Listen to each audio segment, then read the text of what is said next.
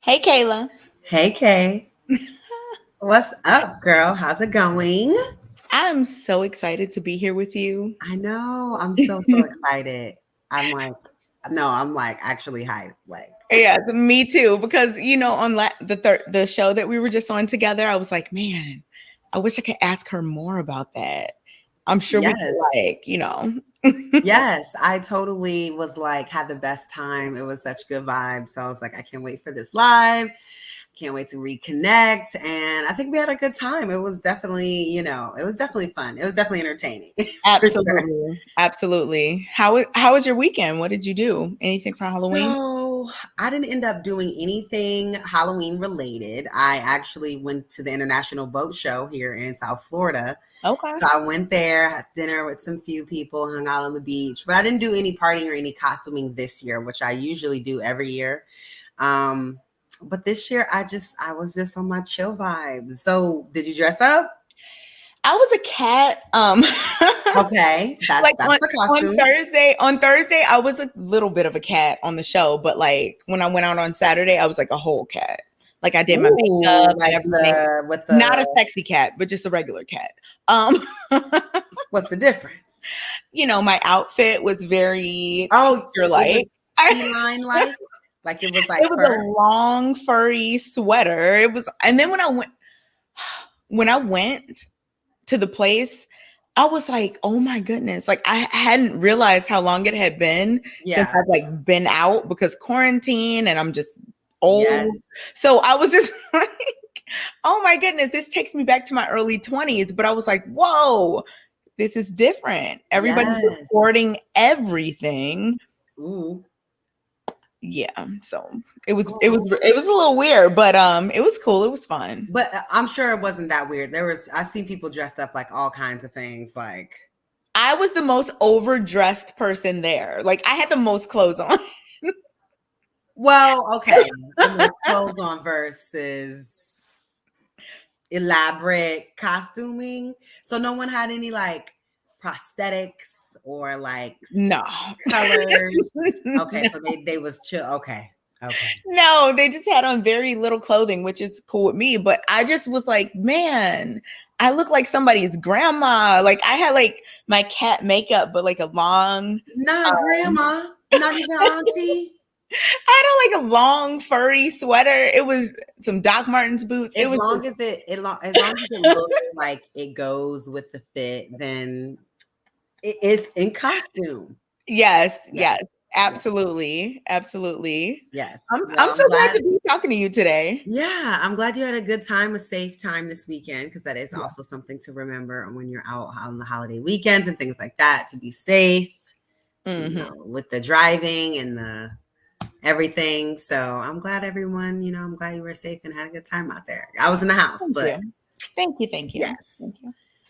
I've been looking at the comments from the last show where you Yes, were. honey. And it's I don't know. JR always tells me don't look at the comments, but I always look at them. Yeah. And I was just seeing like what people were saying. Mhm. And it's funny because some people have these views of you in terms of feminism and blah blah blah. And Mhm. people always call me a feminist. Like I'm not. And I'm not saying I dislike feminism. I'm just Right. not personally one. Okay. I'm not a feminist, but people accuse me of it all the time. They're like, Kay is a closet feminist. And I've seen, a couple Do of they comments. really? Yes. Yes. Okay.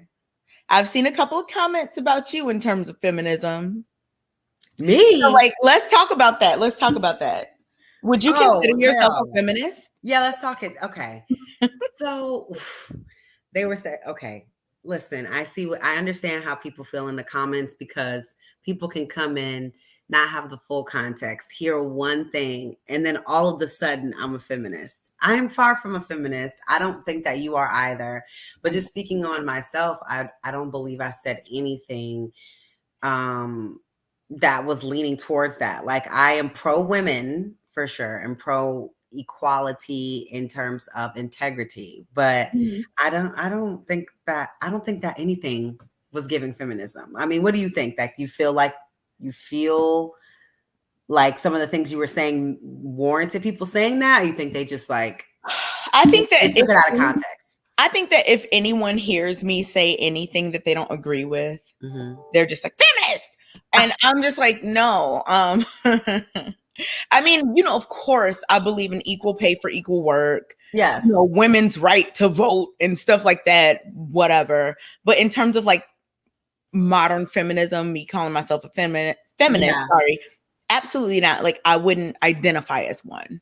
Well, I don't know. I was No just looking shade it to the up. feminists. No No, shade to that's what the I'm saying, feminists. because I'm like, do I even know what it is? And like Google says it's a range of social movements, political movements, and ideologies that aim to define, establish the political, economic, personal, and social equality of the sexes.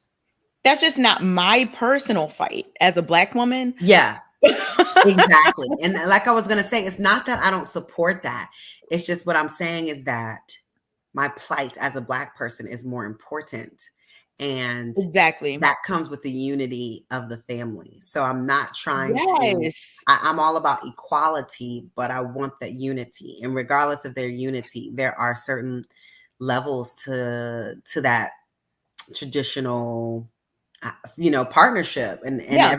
there has to be a push or a pull. So I don't know. I'm more pro Black than I am Me too. Oh my feminist. goodness, we're soulmates. Yeah, I Yes. definitely I agree. I'm all about that. I'm all about Mhm. it. Like that's my thing versus Yeah. feminism. Yeah. And no shade to feminists, No, but no, it's no. just not my thing. Y'all fight, okay? Exactly. Fight y'all fight. But I don't Exactly. think that it's necessarily a Black woman's fight. I It's don't all either. that I'm saying. I don't either. I don't either. People have, I see a lot of people, blaming feminism for things, right? Do you think that feminism even benefits women like at this point in time? Not like right to vote, not like, any of that, but like modern day feminism, do you think that it benefits women now? Okay, I was looking at the topic again to make sure I'm speaking correctly. But in terms of the question, does modern feminism benefit women? I don't think so when it comes to being feminine. I don't. Okay. So in fighting for that equality, to get, you have to give. So while we are fighting to work the same capacity or whatever it is, that means we have to sacrifice the time that we give to our children. You know what I'm saying? So it's like with every accomplishment there is sacrifice. And I think that most women want just that role as a woman to be respected in the same way, not necessarily having to do the same things that men do. You know what I'm saying? Like you being a housewife and taking care of a home, that's a hard job. That is hard. Okay. And women just saying they want the same respect and the same economic support that in that role that you get when you go to work. And I think that that's okay to say, so I don't know if it benefits the modern day women, but it also depends on what kind of woman you are, because there are women out there that are not family oriented, that are not necessarily carry themselves in a feminine way, and that are fine with like being like bachelorette for life. And if that's what you want, cool. But if you want to be married, you want to have a family, you want to do any type of like traditional things, I don't think it necessarily benefits us. I think it benefit us to actually settle earlier versus settling later, which the modern woman now settles later and doesn't get married and have kids until much later than our predecessors. So that's just what I think, girl. I don't know. It's layers. Yeah, I definitely agree. It's multifaceted. Modern feminism, I think that like you said, it benefits some women. Mm-hmm. Right? I don't necessarily think it benefits Black women at all.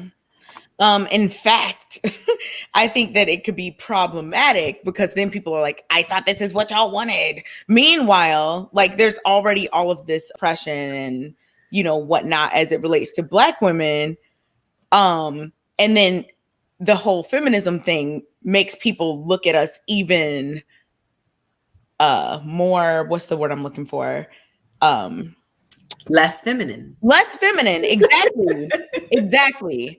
Because the feminist movement makes women less feminine. That's crazy. And for Black women, that's different because even with the feminist movement and all of these things, non-Black women are still looked at as more feminine than Black women. Just straight up off of appearance. Oh yeah, 100%. Firstly, then the second one is off of the damsel in distress. You know what I mean? It seems like a lot of Latina women or like white women, it's like, oh, men feel like, oh, I need to help them. They need my support. But then it's like a Black woman, it's like, why are you trying to use me for my stuff? Why do I need to be taking care of you? What are you talking about? Exactly. Because I need to be taken care of because I'm a lady. What is wrong with you? So adding the feminism on top of it makes it worse for Black women, right? Literally, because it's showing them that we don't need them, when in reality, they already know that. We've been running the show for a long time. I mean, my grandmother grew up in a matriarchal place where obviously the men went and made the money, but the house, the holidays, everything was run by women. The men, they just showed up. They was in the we're watching the game. They're not involved in the intricacies of how things happen, whether it's like going on a family vacation or planning Christmas. Like the women do everything. They do everything. What did you mean? You just said, I don't want to misquote you, but you just said something like they already knew that, or what can you explain that further?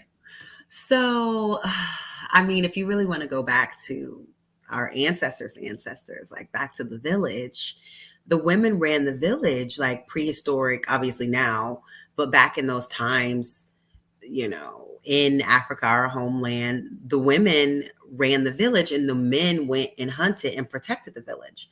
So even the day to day and how they strategize and how, things happen in the village was the women, and the men were out there protecting the village and hunting so we can eat, so this village can eat. You know what I'm saying? So the men knew that. They knew the type of control and the type of like responsibility women had in keeping the whole thing together. And I think like European patriarchy kind of just changed that concept. You're going to automatically be called a feminist for using the word patriarchy. Yes. If you say patriarchy. Y'all all come from a woman, doll. In case you forgot, you come out of one and you're just chasing one every day to get back to one until you die. It literally is. That's just what it is. Like, what do you mean? Women are givers of life. Like, I don't know. People don't really like to do their full history, and then they want to kind of come at me, but I'm not the person for that. So if y'all want to come in the comments like that, that's totally fine. But just do know your history before you start that fight. Yeah, I'm a firm believer that men and women are extremely different, but equally important. Very different, but equally important. That's where the disconnect is, I think. I think some people are so thirsty to have some type of rulership over somebody that they want women to be like subjugated or whatever. But it's not that. It's equal importance, but different roles. Yeah. So like what you talked about earlier, somebody can be a homemaker, a housewife, whatever. It's just as important as someone going out to work. Like, yeah, it is. These are very important roles. They're very extremely different, but equally important in terms of a household. And I think if more men thought about that, one, they would choose wives different and better. Two, they would respect what women do in the household more.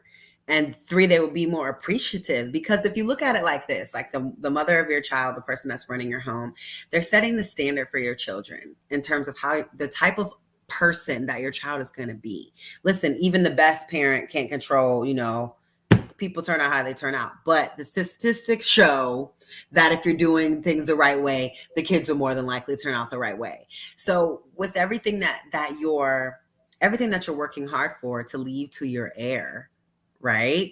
If your wife isn't raising that household properly, teaching the right things, instilling the right things, and with you as well. But you know what I'm saying? In terms of the education of wise and really instilling the right things in your kid, you can work hard all your life to give it to a child that will squander it, or, making bad choices and all these different things. You know how many people I know that are successful, retired lawyers and did all this, and their kids are like, because they were raised by nannies, they didn't really raise them, you know what I mean? Or they weren't really involved, or whatever the case is. And it's just like, I don't know. I mean, you work hard to leave your legacy until your family's turned out good, but I don't know. I mean, what if it doesn't? There needs to be that balance. Right? Yeah, I mean, I just think that there needs to be balance. Like, we are meant to be together. That's what I don't get what people don't understand about that. We're meant to, it's like a puzzle. We are meant to go together, and there's spaces here for me to go here, and there's spaces here for you to go here. That's how it works. So it's like men trying to be women, women trying to be men, this feminist, listen, everybody has a role. Everybody, you don't get to choose it. It is what it is. These are the rules. We don't make them. A symbiotic relationship. Working together towards common goals. We're exactly. And it's like the village concept. Like back to I was saying, like, you create a village that has a certain order. Everybody has a role. You have the person that wakes up the roosters. You have the roosters. They wake up the people that, do your grocery store thing so they can stock your grocery store. And so there's grocery store stock. So when you get there, the food's there, and then you get it. And then you know what I'm saying? That everybody has like something that they do for this whole thing to keep going like this. So everybody just play your role, whatever that is with you and your partner, play your part, babe. Yes, yes. And in the community, I always think of it like a human body. Like everybody has a specific role. Some people Mm-hmm. are the brain, some people are the heart, some people are the hands, whatever. Everybody's working together towards one common goal, which is making sure that the community, thrives, right? Yeah. Well, not anymore. People only worry about themselves now. Which is Themselves, a their problem. bag, their Instagram page. That's all the people are worried about now. People are not caring about the community as much, I guess. And that's another issue. Where do you think that individualism comes from? One in a stunt. Everybody wants to be able to like show that they have something or doing something that other people aren't doing. Like that's everyone's goal, is to be able to like one day, like life is a club, and everybody wants to be in the section at the top looking down on everybody else. Mm. Literally, that's what everybody wants. So people don't care about what y'all doing down there. They don't care about how y'all had to pay to get in it. You know what I mean? Like y'all had to wait in the line. They don't care. They don't care. They don't care. Care. They're in their section. They have their service. They don't care what's going on down there with y'all. Care. And that's how the world is now. Yeah, that's problematic. I wouldn't say the world is like that, but like definitely certain Culture. cultures. Yeah, America Mhm. for sure. Like, America let's culture. say, yeah, Mhm. yeah. So how do you think we fix that? Like, how do we go about actually like doing something about it? Um, I think that I'm always going to be thinking about Black people specifically. I think that we have to stop trying to adopt everything that everyone else is doing, and we really need to look at what we need as a community. We really need to look at where we are as a community and the things that we need to do to move forward. So I think men and women and everyone needs to work together towards common goals, which is thinking about the future, thinking about legacy, thinking about making things better for the next generations. Like we Mhm. gotta think about the future. I know that we've been in like survival mode for a long time, but we have to start thinking about the future. And I'm not Mhm. talking about just like our own children's future, but just the future. A Right. 100 years from now, 200 years from now, like what are we putting into place so that there is something there, so that we're passing the baton, to make things better. I don't know, but I hope they come up with something quick. Do you think that, okay, so we've been talking about women's roles, feminism, blah blah blah. Mhm. Very often I hear people saying something like women need men to survive. Mhm. Men don't need women to survive. Yep. Men would be perfectly fine. Like, I've heard have this. you heard this? I've heard this before. I've heard it from men directly saying like, Yeah, me that too. it's unattractive when a woman says that she don't need no man. But men, men don't really need women. Like What do you think? Do for you men think men needing need women, women? that makes them look weak, or it's like that's not a thing that men should need. And I just think that is ludicrous. It's crazy. Like I said, we are meant to be together. Literally, we were made to be together. You needed us. That's why we came. That's why we here. Because you needed us first. You needed us first. You were already here and you needed us. It's not like we was here waiting for you. You was waiting for us. So You're getting biblical? You're being biblical right now. a little bit, but even still, I mean, Mhm. that's how most all of them go back. No matter what religion you kind of subscribe to, they all kind of start in a similar way. You know what I mean? So I don't know. I mean, I can only speak from my beliefs, but I really genuinely think that men need men need women, because men's minds were built to be singular, and life is not singular. What do you mean? Explain that. What do you mean? Like men, they can't focus on. They can only focus on a few things at a time.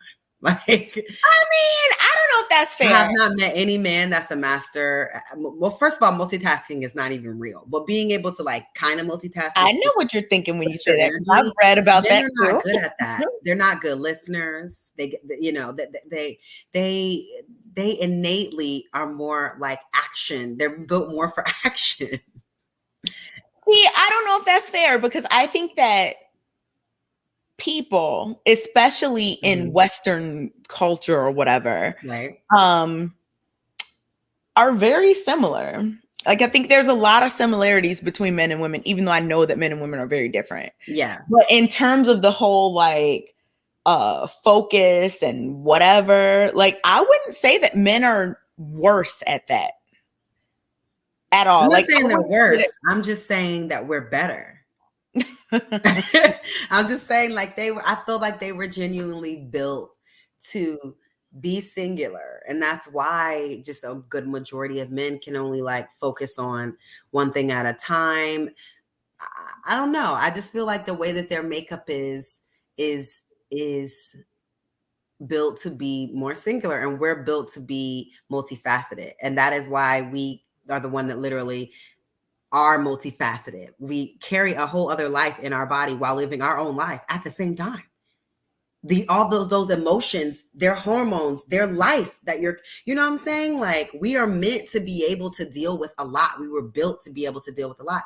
And they were more so meant to focus on, you know, that more singular things. That's just my opinion. I don't know. What kind of singular things? I'm just trying to understand this point a little bit more. Okay. So, like, have you ever had a conversation with a man and at the end of the conversation, he remembers kind of all the things that you talked about?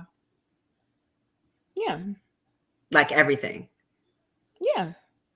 Okay, because I have, but you know, it's like I have to do some, remember when I said so and so and so and so, and go into like some grave detail so that they can re-pull it up. Like I don't know, at least with a lot of people around me, like like my brother and my family, like they, I don't know, I guess they're my brother's excuse is I'm always thinking about money. I'm sorry, I wasn't listening. Are you saying that women are more attentive? Yes, I would So like say that. I so believe like that. if you have a Mhm. conversation, Yeah, I think that women just pay more attention to detail. And that's why women, and that's why some men will say women are better cheaters than men, because men, the lack of attention to detail. I can see right through all of this, sir. I see. You know what I'm saying? Like, I don't know if they're forget, if they're slow. I don't know what it is, but they're not they're not good at it. They're not good at it at all.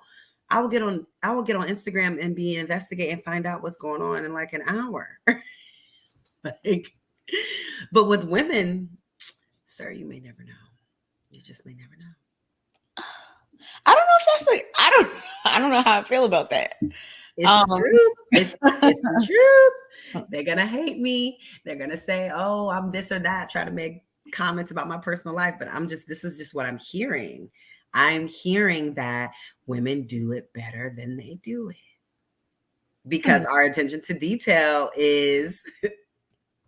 Could it be because women have more to lose? I don't think so.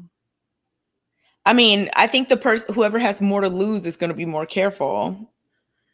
But aren't men, quote unquote, what they say, the most logical of the two of us? You know So if what? you're the most logical of the two of us, why would you risk your whole family for a thought? But people do it every day. Men do it every day. They risk their whole family for one night, a moment of passion. You know, I I don't think that women are more emotional. I think women are more expressive in terms of emotion. And I think that it's not funny, haha, but funny, interesting that people have just erased like anger and like things like that as emotions. Like they're just like, that's not an Oh, those are emotion. emotions. They are. People generally, like in my experience in terms of talking to people, and they're like, "Oh, women are emotional." Why? Because they cry. Like crying and sadness and whatnot are not the only emotions. So like Anger, envy, jealousy, pride, all of these pride, the things. Yeah. ones that men usually have going on. I agree with you, but I was being facetious when I said, oh, men are more logical. That's what they Oh, say. I know. That's what they say. I don't believe that for 1 minute. I think that No. we are, because they can get mad and make a decision that will change their whole life because they just got emotional and then they just reacted off of like, I'm a man and no one's gonna disrespect me, whatever it is. And like women will be like, okay, all right, this girl got one more time. She got one more time. You know what I'm saying? At least for me, I don't pop off like that. Like, but men in a jealous fit. I think what we talked about that the other day, right? The guy in a jealous fit, he killed his wife and her mistress, right? Because he found out. Yeah. So, I always say emotional, that. sir. Emotional. I always say that when people are like, women are more emotional. I'm like, please look at all the data about crimes and Of passion. murder and all the things, every crime. Like, look at who commits them more. Those things are driven by emotions. And And in control. we can't say that women are more emotional. Like, maybe women might cry more in public, but that's only because it's become socially acceptable for women to do that, and it's not socially acceptable for men to. But honestly, like, just because it manifests in another way doesn't mean that it's not there. Yeah, because they're not taught to express it in the same way. Like, we could both be out on playing outside and I fall and I hurt myself and it's like, oh, it's okay, sweetie. And another hand is like, to hurt himself. I'm like, why are you crying? Suck it up. Why are you doing that? Yeah. So they're conditioned differently. Yep, from childhood. I've definitely heard that. I've seen and heard people telling their male children, like, no, you can't. And I'm like, they're literally 3. Like, they'll literally be 5 and they'll be beating on their chest like, man up. He's 5. What are you talking about, man up? He ain't no man. He's a toddler. Yes, a little boy. He's a little boy. So I think that could be toxic too. But like you said, we have to collectively all kind of change to figure out how to make it better for our future. Because as a millennial, we're the last of the we're literally the last of the dying breed of people that have a fundamental understanding of life, in my opinion, because now life is all out of whack. The internet's involvement in life has psychologically changed the human race. Like, oh yeah, I've seen people have, like, little kids have meltdowns because computers die or break or get taken away from them, and I'm like, what are we gonna do, y'all? What are we gonna do? I respect Gen Z though. Like, I respect them because they are the ones who are just like, look, I don't care what y'all talking about. We not about to take this. Whatever the thing is, they're just like, no, whatever. We're not doing it. And I like that about them, but I understand what you're saying. In terms of, oh my God, in terms of us being the last ones who were like, we had a life where there was no Facebook. The last generation we had a life that had truly experienced privacy. Literally. Yes. The last generation. That's why I told you I was traumatized during the Halloween party. Like, oh my goodness, everybody is recording everything. These days, any kids born in the last 10 years, everybody on the internet is going to know what you look like before you even know what you look like.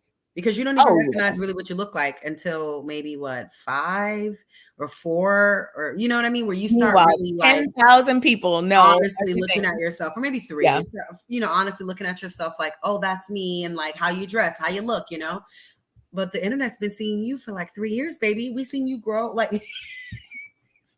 we've seen you since conception, actually. Yeah. We've seen your sonogram, boo, before you even was born. Exactly. No privacy. But I don't know. I feel like Gen Zs are out of touch.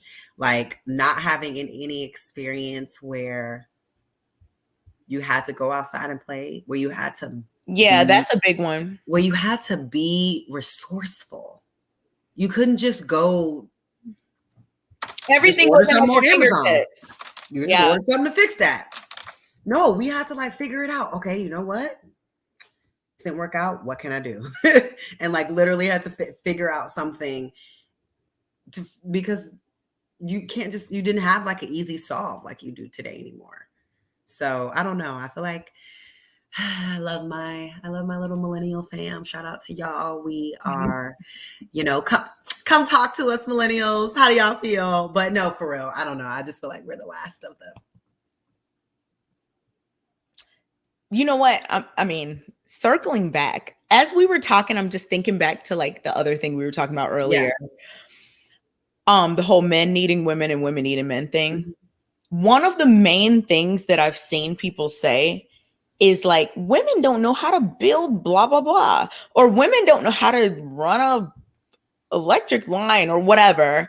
And my thing is, I don't think the average person is well versed in civil engineering. Do you? Male or female? No. Isn't that a profession? Aren't there like people Yes. that you hire? Okay. And I just think it's hilarious that some people actually think that they would be fine in the world. What? Like, no, I don't think most people, male or female, know anything about building a house or like building running electricity or water or any of these things. So like, it's always funny to me that so many people are like, y'all wouldn't know what to do. And I'm like, you wouldn't either. If I told you to come over here and hang my TV up, if I told you to put these shelves up here, that's right up here, can you put them up? No, y'all cannot do. No. Look, well, maybe the shelves. I can put up shelves. That was actually more complex than you think. I had to have somebody come do those. Actually, so the same person that put the TV up came and did everything. But again, that's a profession that they do. They hang TVs, they hang things. They're a small contractor. Mm-hmm. So I don't know. I think the days of like, oh, my daddy fixes everything around the house, those are gone, because your dad was spending years figuring out how to do that. You know what I mean? Out of necessity, so I don't know. It's a little bit anything crazy. You don't need to do anything that people, unless it's your profession or just like your interest, if you don't need to do it, you're not necessarily going to know how it works. Like I said, unless it's like just a general interest that you have or your profession. Like, how many people just know, I mean, how, and that's why I hate to hear that reason. Women would be lost. Men would be fine. We will be lost. Y'all would be lost without us. Y'all, they honestly would. They honestly would. Because I mean, why do you think that? Because again, the lack of attention to detail. I think we need each other. I think men and women, we need them and they need us. But for some reason, they feel like they don't need us. But in reality, that they do. Even if they just need something we have between our legs, they still need us. That's rhetoric. They're being brainwashed. Huh? They're being brainwashed. They're being brainwashed by other men that have women, or other men that don't have women. And so what I mean by that is they're being brainwashed by men that have women and can't relate to not having one, and they're just out of touch. They're falling into really don't appreciate they really don't appreciate and see what this woman does in their life. Right. They really take it for granted. And then you have the other ones that don't have women and maybe are trying to get them and can't get them, or whatever the case may be, and just feel like, oh, all women are this, all women are that. I was just talking in another thing with someone earlier today about all I need a woman to do is clean, be able to make sure I have clean drawers, and be able to cook every now and again. And I said, well, sir, that sounds quite easy enough. That sounds easy enough. That sounds like stuff people do for themselves daily. So if it's that easy, why are you single? If that's all you need, I'm not understanding. Help me. Because You making it sound like, oh, and then he's just like, oh, because there's no women around here that know how to do that. And I'm like, what? What? So women, we don't clean, we don't cook, and we don't know how to do it unless it's for a man. We're not doing that at our houses on our own. I mean, even in relationships and marriages, like the distribution of like household duties is still mainly on the woman, and that's not my opinion. That's like facts. So I don't know. I just think where I live at, because we're not going to be doing that. If we're going to have to equally distribute, or you're going to have to equally distribute some money around here, because I am not going to be. You don't believe in doing like most of the household duties? If I'm at home. But if we're both working, no. Why would I do 2 jobs and you only get to do 1? I don't know. You know what? I work, my man works, and I still do like the cooking and the cleaning and the laundry and all that type of stuff. I mean, I'm single, but even when I was in a relationship, I don't live with people I'm not married to. So, I mean, when I'm over there, every now and again, I would tidy up around myself. Or every now and again, I would like clean up the living room, or clean up the kitchen after I cooked, or I would clean up like his room where we slept, whatever. But you don't think that you that's his house. I mean, even he's not my husband. I don't clean up behind people that are not my husband. Like, it's different doing something every now and again. Like, I cook every now and again. You feel me? I stay over here every now and again. But if you want this live in, then you got to pay for that. No. I only lived with a man once, and it was for 7 months, and it was after we got engaged. We moved in together and start planning a wedding and start doing all of those things. And, yeah. But did you change your mind after that situation, or like were you always that way? No, I've always that way, and I'm still that way, even though that's over. I am not doing it. I feel like if you can make the commitment to have me moving in with you, which is going to increase our likelihood for pregnancy, I'm not setting myself up to win by doing it without getting what I want out of it. And I want a ring. I want to be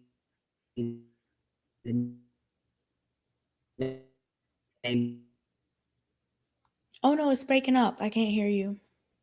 Beneficiary on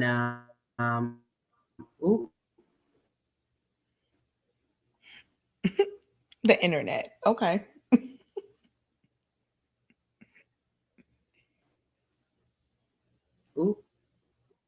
Am I here? I can kind of hear you a little bit. You're going in and out.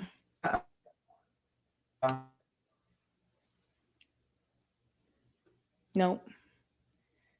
JR, play some music or something so we can get the internet in order. Kayla, can you hear me? I can hear you now. Say something. You were for like the past like. Am I back? Oh, you're back. Yeah, you were frozen. I don't know if I'm frozen.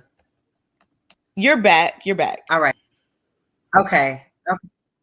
There's like a little delay. Okay. That was too. There's a little bit of a delay. That's weird. Oh, it's better. I don't know. Okay. Well, hopefully it's back. But yes, it's back. Okay. But yeah, like I said, I know what I want, and I want the whole package. And I just feel like if you want me, you'll do it. I am very much a person, like I grew up, my mom did certain things. My dad did certain things. Like my brothers did certain things. I had certain responsibilities. And, I saw my grandparents. Like, I just feel like I would never be comfortable. Like, I don't know. Like, I feel like my man shouldn't have to do certain things. Just like I shouldn't have to do certain things. Like, I shouldn't ever have to take out the garbage. Like, that's just never going to be a thing that I'm going to do. No, I mean, okay. So my man shouldn't be doing the laundry or like the dishes or cooking unless he like specifically wants to. Like, I wouldn't expect him to do that. and I'm not saying that anyone who does it 50-50 is wrong. I mean, fine if that's what you do. But for me, like, I don't know, it brings me joy to like do certain things for my man because he's appreciative of it. And I like to bring him that appreciative feeling. It in turn makes me feel good. So like I like to do it. And I've always been doing those things. And it's just like, I don't know. No, I get where you're coming from. I like to do them sometimes as well. But you're like, sometimes. Listen.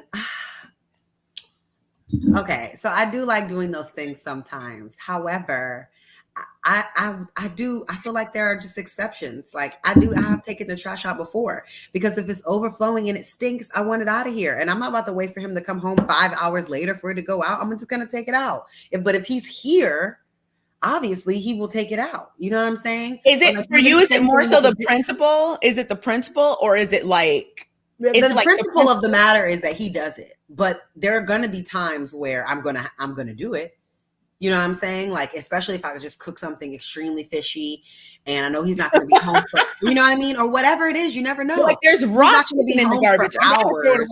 I'm not just going to let it sit in there and it's running over or whatever. I'm just going to take it and put it outside, you know, or whatever it is. So I feel like with the exceptions like that, he can do the same. You feel me? If I'm, you know, I find but it like really, what thing would he do? Like wash dishes or at least put the dishes in the dishwasher. So say like this weekend, I went to the boat show, right? And my friend had her condo. Her family owns these restaurants in Miami, and they had a condo in Brickell. So I go to the boat show, right? I stay the night in their guest room, blah, blah, blah. I come back the next day. So if I was in a relationship and I left the house spick and span, right? And I leave and I go somewhere and I come back to dishes in the sink, that's going to be a problem. Do I look like your maid? I haven't even been here for a whole day. You're going to rake up dishes and just leave them there like I'm supposed to come home and be your... No, we didn't have dinner together. I haven't even been here. And I'm just supposed to come home and just start cleaning up after you? No. But it's not a maid. It's like, it's not a maid. Yeah, but clean up after yourself. Put them in the dishwasher. Why would you leave them over a day to the next night, to the next day for me to come home and do them? Some dishes that I didn't even help make because I haven't even been here. I just feel like it's inconsiderate when you could have just put them in the dishwasher. You know what's hard about putting them in the dishwasher? Especially if it's running over. I don't look at it that way at all. Like, I don't look at it that way at all. You better not. I don't look at it that way. Like, if I come home, let's say I'm gone and then now there's dishes, like, which has happened, I don't even think anything about it. I'm just like, okay, the dishes, let me put them in the dishwasher or whatever the case may be. Because I think of it this way. Like, if somebody's willing to like die for you, like your man is willing to do anything for you, I just don't look at it that way. Like, they're willing to do anything. Okay, I get that. I'm not tripping about a dish. I get that. But I still feel like it's a respect thing. You know what I'm saying? Like, if your mate leaves town, I feel like it's rude to just do things and then expect them to pick up after you when they come back. But you just said that men don't think about those types of things. They don't think about details and stuff. You just said that. You're right.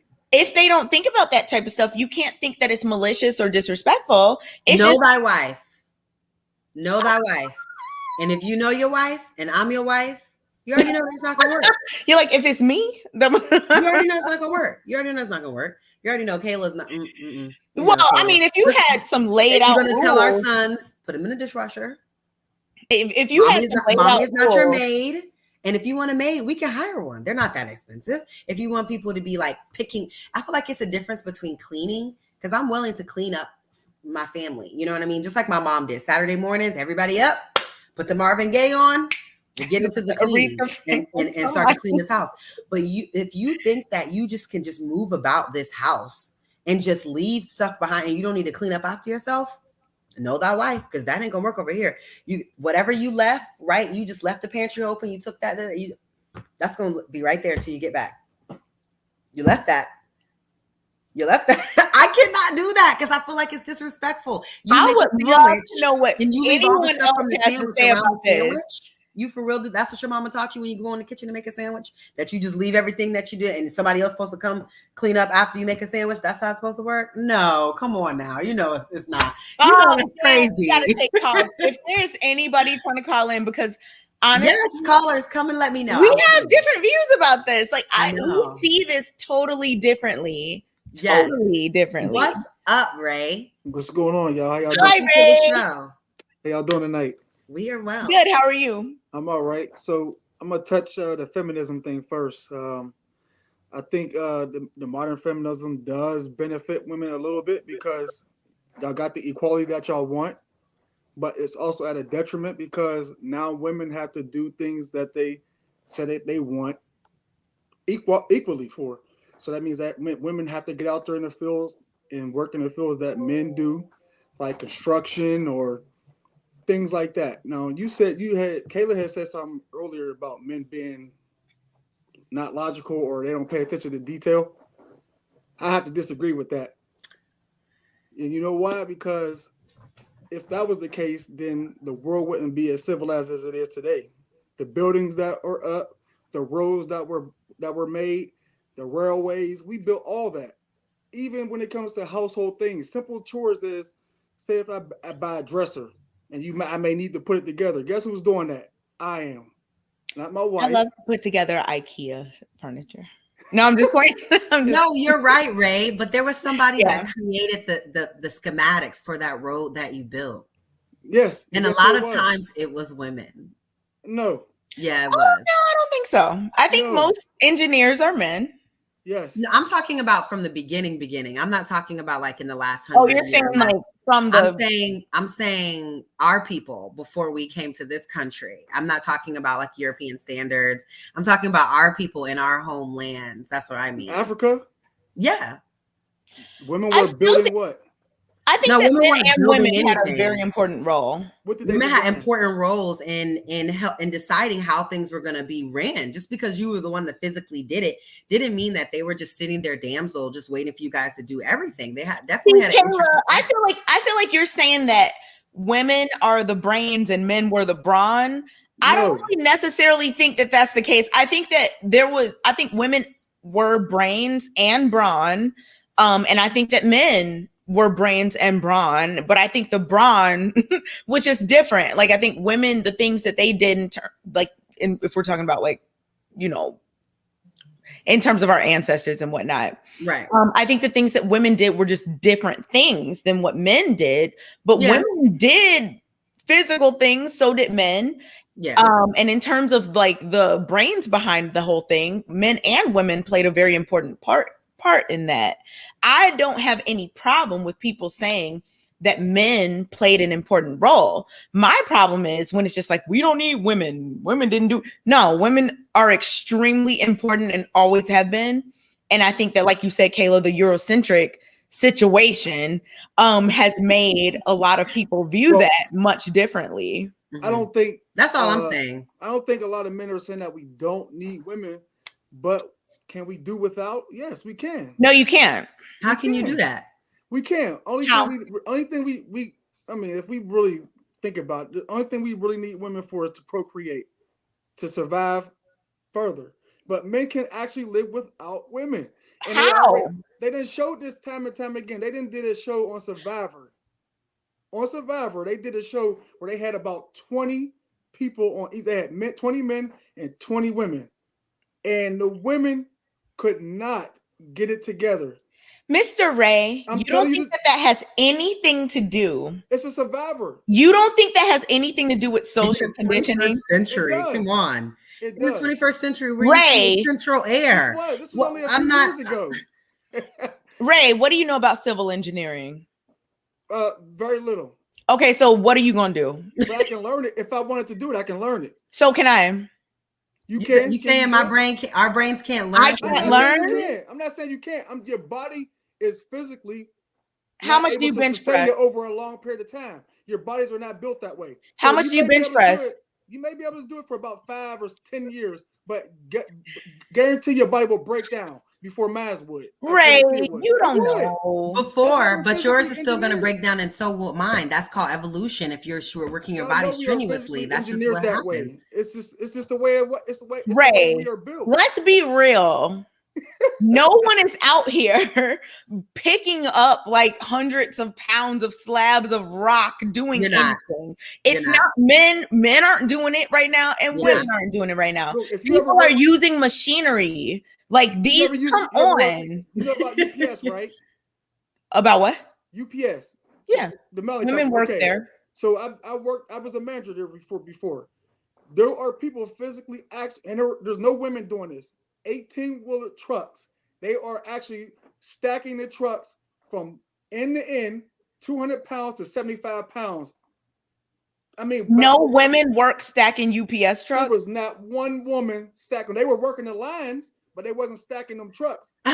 As a lady, why are we in this fight? I mean, at the end of the day, what you're saying is true, but at the same time, my grandmother was one of the first women to work at General Motors doing male jobs. My grandmother was one of the first women to work at Gillette doing male jobs. So women clearly can do male jobs. She still has picture for General Motors to this day. So women can do it. It's been proven historically. I'm not saying that they couldn't. I'm just saying that over a long period of time, it's harder for women because your bodies won't be able to sustain that. Right. I know that women. Eventually, yours won't either. It's life. Yeah, I know that men are generally stronger than women. I know that men are generally stronger than women. They are. But the problem is trying to act like Mr. Ray that you would know how to navigate the world if like you don't know how to build a house, you don't know how to run plumbing and electricity, you don't know how to make the infrastructure of a city work. You don't know any of these things. So let's stop saying we and say they, because they is not you and they is not me or Kayla. So we will all be out here on some. That's not what I said. That's not what I said. I can do plumbing. No, you said we. I can do plumbing. Yes, I can. I can also. But hold on, Ray. Electrical work in my house. But hold on, Ray. Bringing it back to the topic, though. The topic was women need men. Men need women, but you're saying women don't need men, and yet we're getting into the whole physical. Hold on, I'm sorry, men saying they don't need women, but men do need women. We don't. But you're taking it to this place. Yes, you guys do. You're taking it to this place like all there is in your life is physical labor. Exactly. So we're in the 21st century. When I say this, I'm still speaking in the 21st century. Okay. I'm not taking us back to you doing any physical labor because you don't do it today and you won't be doing it tomorrow. Oh, yes, right? I do. Correct. I do. So most men, rather, okay, that are working wherever they're working do not have to lift 200 pounds a day. Okay. So in that context of us about to be 2022, you saying that you don't need women sounds crazy because you do need women literally for all of the different things that women do in your life. And I'm not just talking about your wife or girlfriend. I'm talking about your mother, your aunties, your sisters. I'm talking about the women in your life that contribute to your emotional well-being. You're saying that all the women in your life are useless? That is your mama don't bring no value to your life. Your mama don't bring no value. You want me to explain? You want me to explain? You said, what do? We don't need y'all. They don't. Your mama don't bring no value. Your woman and your daughter and your sister that? They don't do anything to contribute to my life right now. Only thing that they can do, and if I need it, is give me some money. That's it. But Ray, let's be real. You don't even know who contributes to your life. You don't know who is running you don't know. You don't know. My mother is not helping me. My sister, you know what? She has her own family she has to tend to. I do everything in my house, basically just about for myself. You are so disconnected from. I'm not. I just don't. Well, if you know what, Ray. If that's the truth of the matter, then whose fault is that? It's about reality. Those are the women that you picked. We don't. You picked those women. So if they don't do anything and bring any value, if they don't do anything and bring any value to your life, that was your choice. You picked. I'm telling you that we don't need them. That's all I'm saying. So you would be fine just living in a world of only men? Yes. If I need some mental stability, who would you date? I'll go to a therapist. What would you do? So you're cool just with no women. We don't need women. Let's hear. Hold on. Let's let Jetty Mike 7 Yes, Good. sir. Welcome to the Jedi. show. Jedi, welcome to the show. How are you? How you Good doing, evening. brother? What's up, Jedi? How you doing? How you doing? Hey. Yeah, I want to come differently from this point conversation because I have a question for Kayla for something that she mentioned. Actually, I stick with Kay of what she was saying. But with this type of argument, I mean, listen, my parents married for over 28 years, and I'm not going to saying that oh we don't need them because even then it's like there's an asset in terms of us as being men. You know, we might be leaders, but then at the same time, like they are adding into terms of the cultivating the heart of a man and hence Yes. making us Sorry. stronger beings of who we are. Yes, Jedi. History. But even on that, yeah, don't clap for me yet because I'm coming for you, Kayla. But just like no, but no, but on that point, I'm not gonna have any stuff to say on this particular topic because me, this is just irrelevant. It's just like you both, it's just polar opposites. You know, where you're saying, oh yeah, we need you, oh you don't. Then it's like, okay, whatever. I'm like, you know, bye dog. It's like, you know, on that note, if you just want companionship, like, you know, whatever, and you say you don't need women, whatever. But I have a question for Caleb, my ass. May I ask? Yes. Okay. So it went to the dishes. So on that point, see, listen, I'm Nigerian, and listen, I've been trained. Listen, you can't tell my father can't clean, right? But that being said, you said something that why should I come up there and clean his dishes? Oh, you know, that's disrespectful. Well, I'm like, I think it's disrespectful the fact that, well, even just on a note where a man, you know, dating a woman for possibly, you know, spending money for 3, 4, 5 days and possibly may or may not be sleeping with that individual, ultimately in a cultivation to a relationship, whatever. But hey, we control, you know, you control access to sex, we control access to marriage. What? So on that note, so no, I'm not okay. How is so this comparable to a married couple? Are you conflating? Man, where I leave town and you leave dishes in the sink? Excuse me. What? I'm saying a man who finds a wife finds a good woman. You are not a wife when I'm trying to cultivate you. You're a wife when I found you. Just as a man, you're not supposed to build a man. A man supposed to be formed when you found him. So if I'm not asking you to forge me in terms of my responsibilities, which we're not questioning, a man should not be asking you, hey, can you pay my car bill? To hell with that. And there are some dudes that are like that. And that, you know, they can kiss my ass for that. They're not men. You're not asking. You should not. I agree with that, Jedi. I agree with that. Men. Yeah, thank you. You should not be in men if you can't pay your car bill, pay your water bill, pay your utilities, and also do the responsibility called priorities, knowing so you can survive as a man. But on that note, saying as a woman, you're saying that why that you saying you left dishes on there, and that's okay. Like I don't see it disrespectful. Listen, my girlfriend, and I don't believe in dating too. I believe in courtship, whatever. I'm in college. I'm a senior, major in IT and graphic design my last year, and we live in separate apartments. You're almost done. And thank you. And we live in separate apartments off campus, right? Mm-hmm. She doesn't touch her mower because I'm over there and I cut her lawn for her. Exactly. And then when she come over here sometime, not that I usually keep myself together, like shave and all stuff like that. But even then, if there's something around, I leave for a minute. I come back, my room's all made up. She just exactly whole studio here, and then I asked her to do that. I'm like, okay, ma'am. All right, we're gonna ring shopping tomorrow. Yeah. That's how it is. That's how it is. And I'm just like, I don't mind doing that for my man occasionally. And I'm saying this at 23 years of age, man. I said occasionally. I said my man. If you're my husband, that's different. If we're just dating, why would I be? How's that working for you? If I be at your house every single night cleaning your house, you really expect that out of a girlfriend for her to come to your house and clean every night and then go back to her house and clean her house?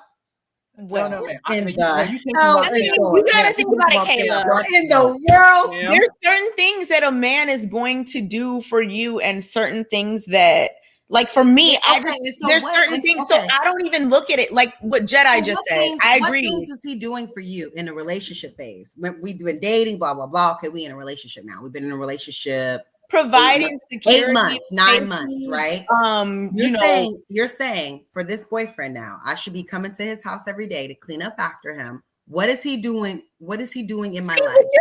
You're looking at it a totally different way than I am. You're looking at it like occasionally, and you had a problem with that. I'm saying, of course, if it's my boyfriend, occasionally I'm going to do that when I'm over there. Like I'm going to do stuff like that. Some kind of tit for tat thing. I go back to my house. I'm looking at it as supporting someone that is there for me in, oh my goodness, so many ways that I just would never want.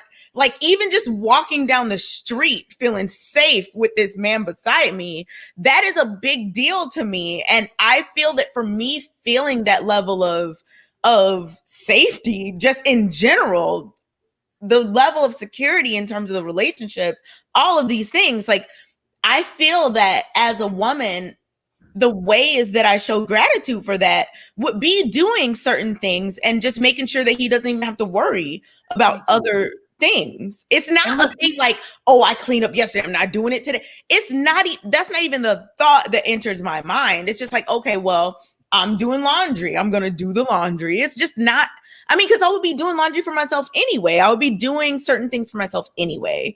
So like, I don't know. I don't look at it. I'm at my house and you're at yours. So how are we? What do we? Ma'am, you don't get it. I don't look at it that way. Because if you want a wife, you make me a wife. I'm not going to be your girlfriend doing stuff that. What are you talking about? Why would somebody make you their wife if you're not showing them anything? Why would somebody make you their wife if you're not showing them anything? I just said occasionally, and every day are not. It was like I give you a little sample. Yes, I'm giving you a sample. I'm showing you the appetizer. You want the meal, and you didn't buy the meal, sir. Buy the cow if you want the milk. I gave you a taste. What are you talking about? Get a ring.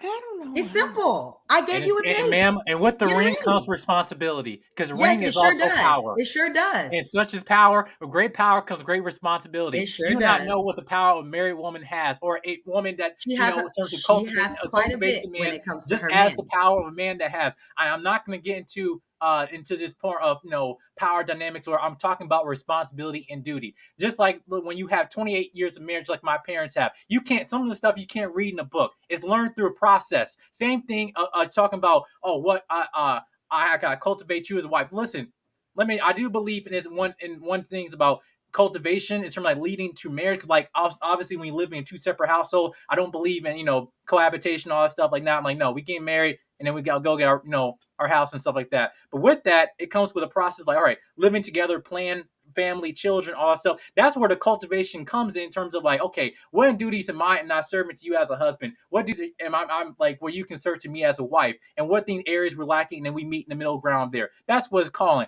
But man, when you're saying talking about certain these things, acting like what's going on here? Imagine, I'm let me flip the script. Imagine a man saying like, well, I got pay when we go out. Well, I got pay all the time.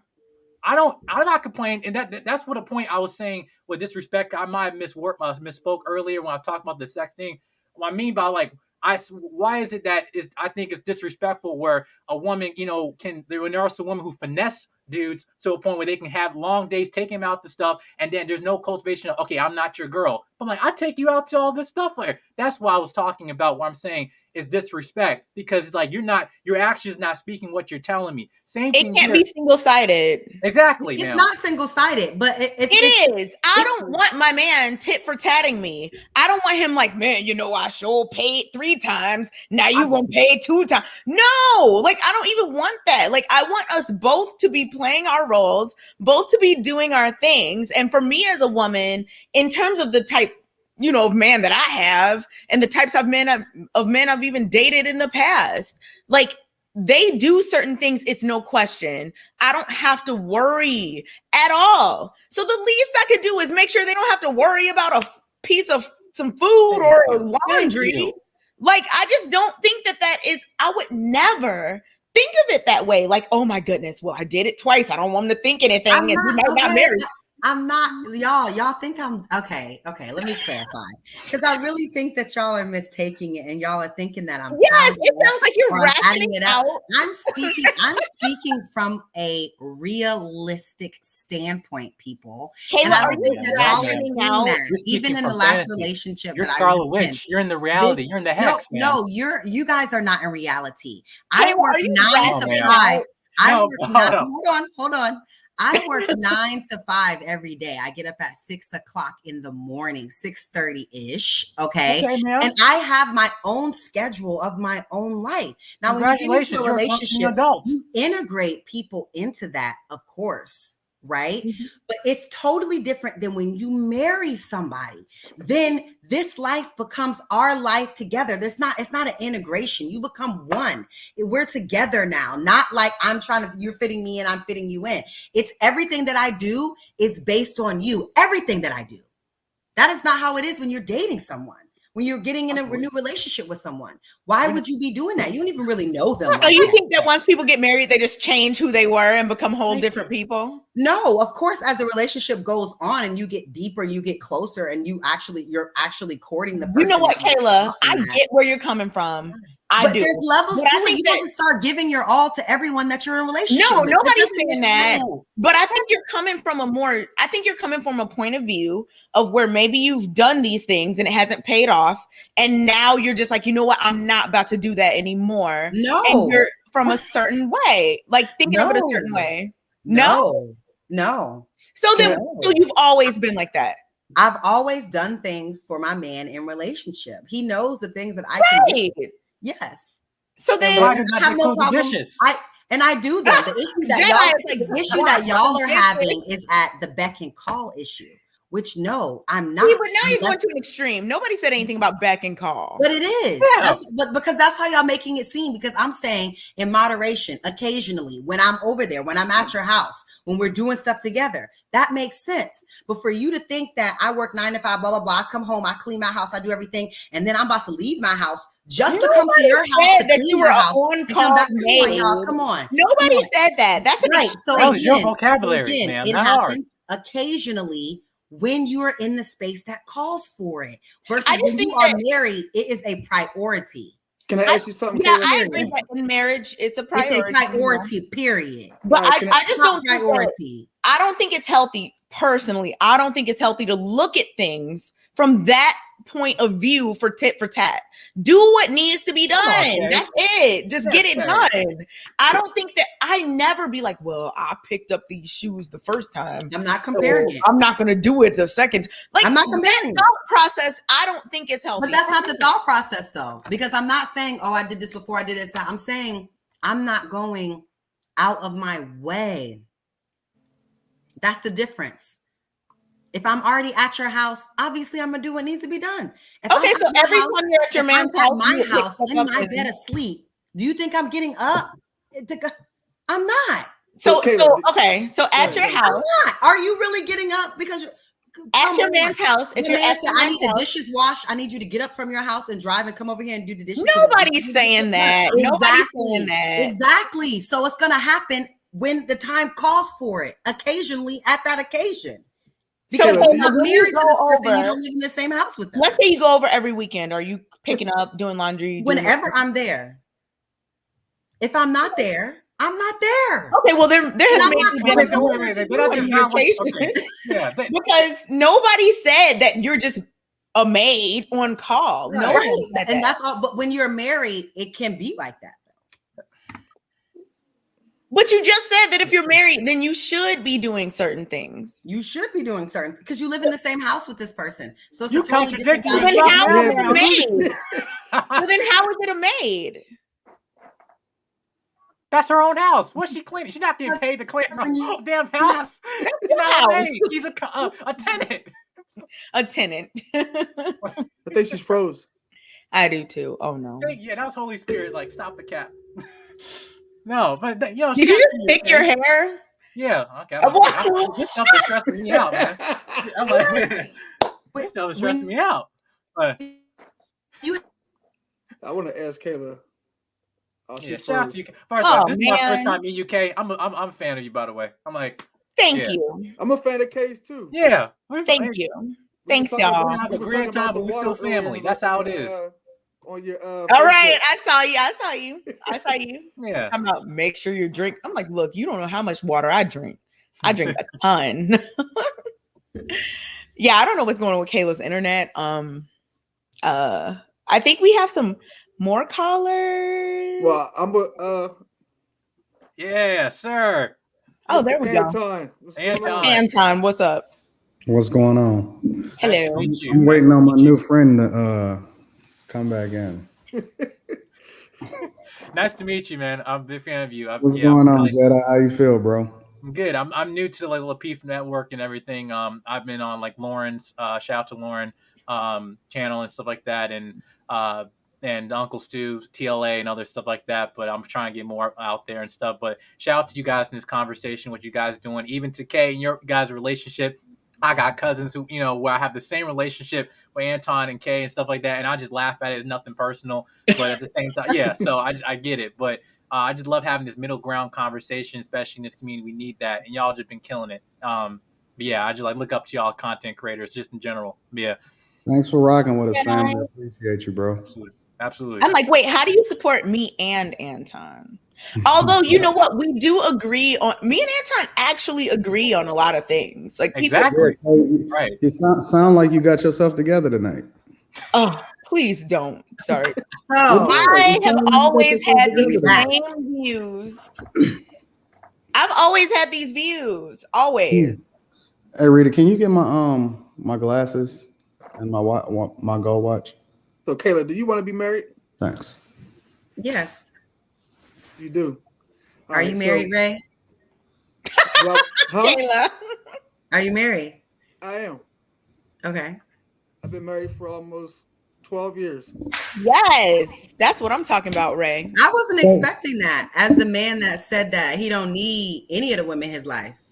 So, Kayla, I let me ask didn't you a question. expect you to say you were married. That's interesting. Okay, go ahead. You need your Can I ask you a wife. question or a few questions? He said he don't need his wife, Kay. I don't Because I know. do most of Isn't that what he said earlier? My wife will He tell you I did. do Hold on, He Ray. did. Hold on, stuff Ray. in Hold here. I'm on, sorry. Ray.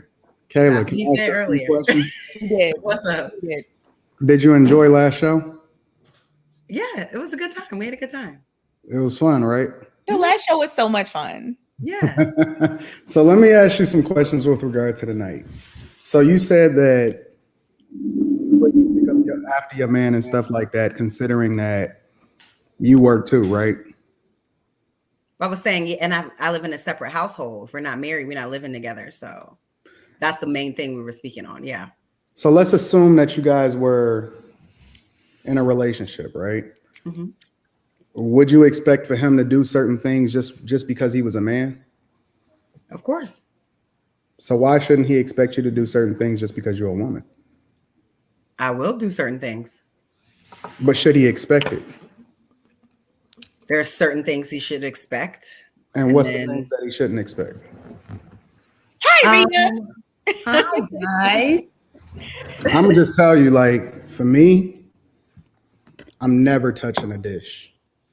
I'm never washing a dish. I'm never doing none of that, right? I'm not doing no laundry.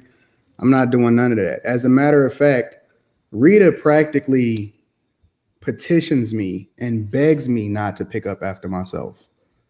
So I'm just trying to understand the logic, and I'm not necessarily getting on you, right? I already did enough of that last show, but I'm just trying Oh my to. God, Anton. I'm trying You to were understand just- the I logic, had to the do logic it. behind. He's entitled to think whatever he likes. No, I'm just curious. I'm just asking a question. I'm trying to understand the logic behind how women think today and why they think it's okay to not necessarily play their role when it comes to being in a relationship, and even in the audition phase and trying to help men to understand that you need to pick me when it comes to being a wife. I'm just curious about that. What part are you curious about? Why don't women feel as though they need to exhibit behaviors that would put them in a position to be chosen as a wife? I think we both agreed that women do need to exhibit these behaviors. But I mean, like, for example, you said, well, I work. Nobody cares. Like, most guys don't care about if you work, what you do, any of that type of stuff. Okay. And so why should we even take that into consideration? So if we're in a relationship and we're dating, my work life don't matter. No. So I should be Well, expecting. I don't believe in dating. I should. That's what I'm saying. I should be Let me say that expecting a first. man that I'm not married to. I should be depending on him. Are you having to pay my sex with him? bills. Are you having sex with him? If I'm in a relationship with him, Then you beyond dating. what are you doing when you're in a relationship? You're dating. My point is that once you get past the phase and you're giving your body to him, why won't you give the rest of yourself to him?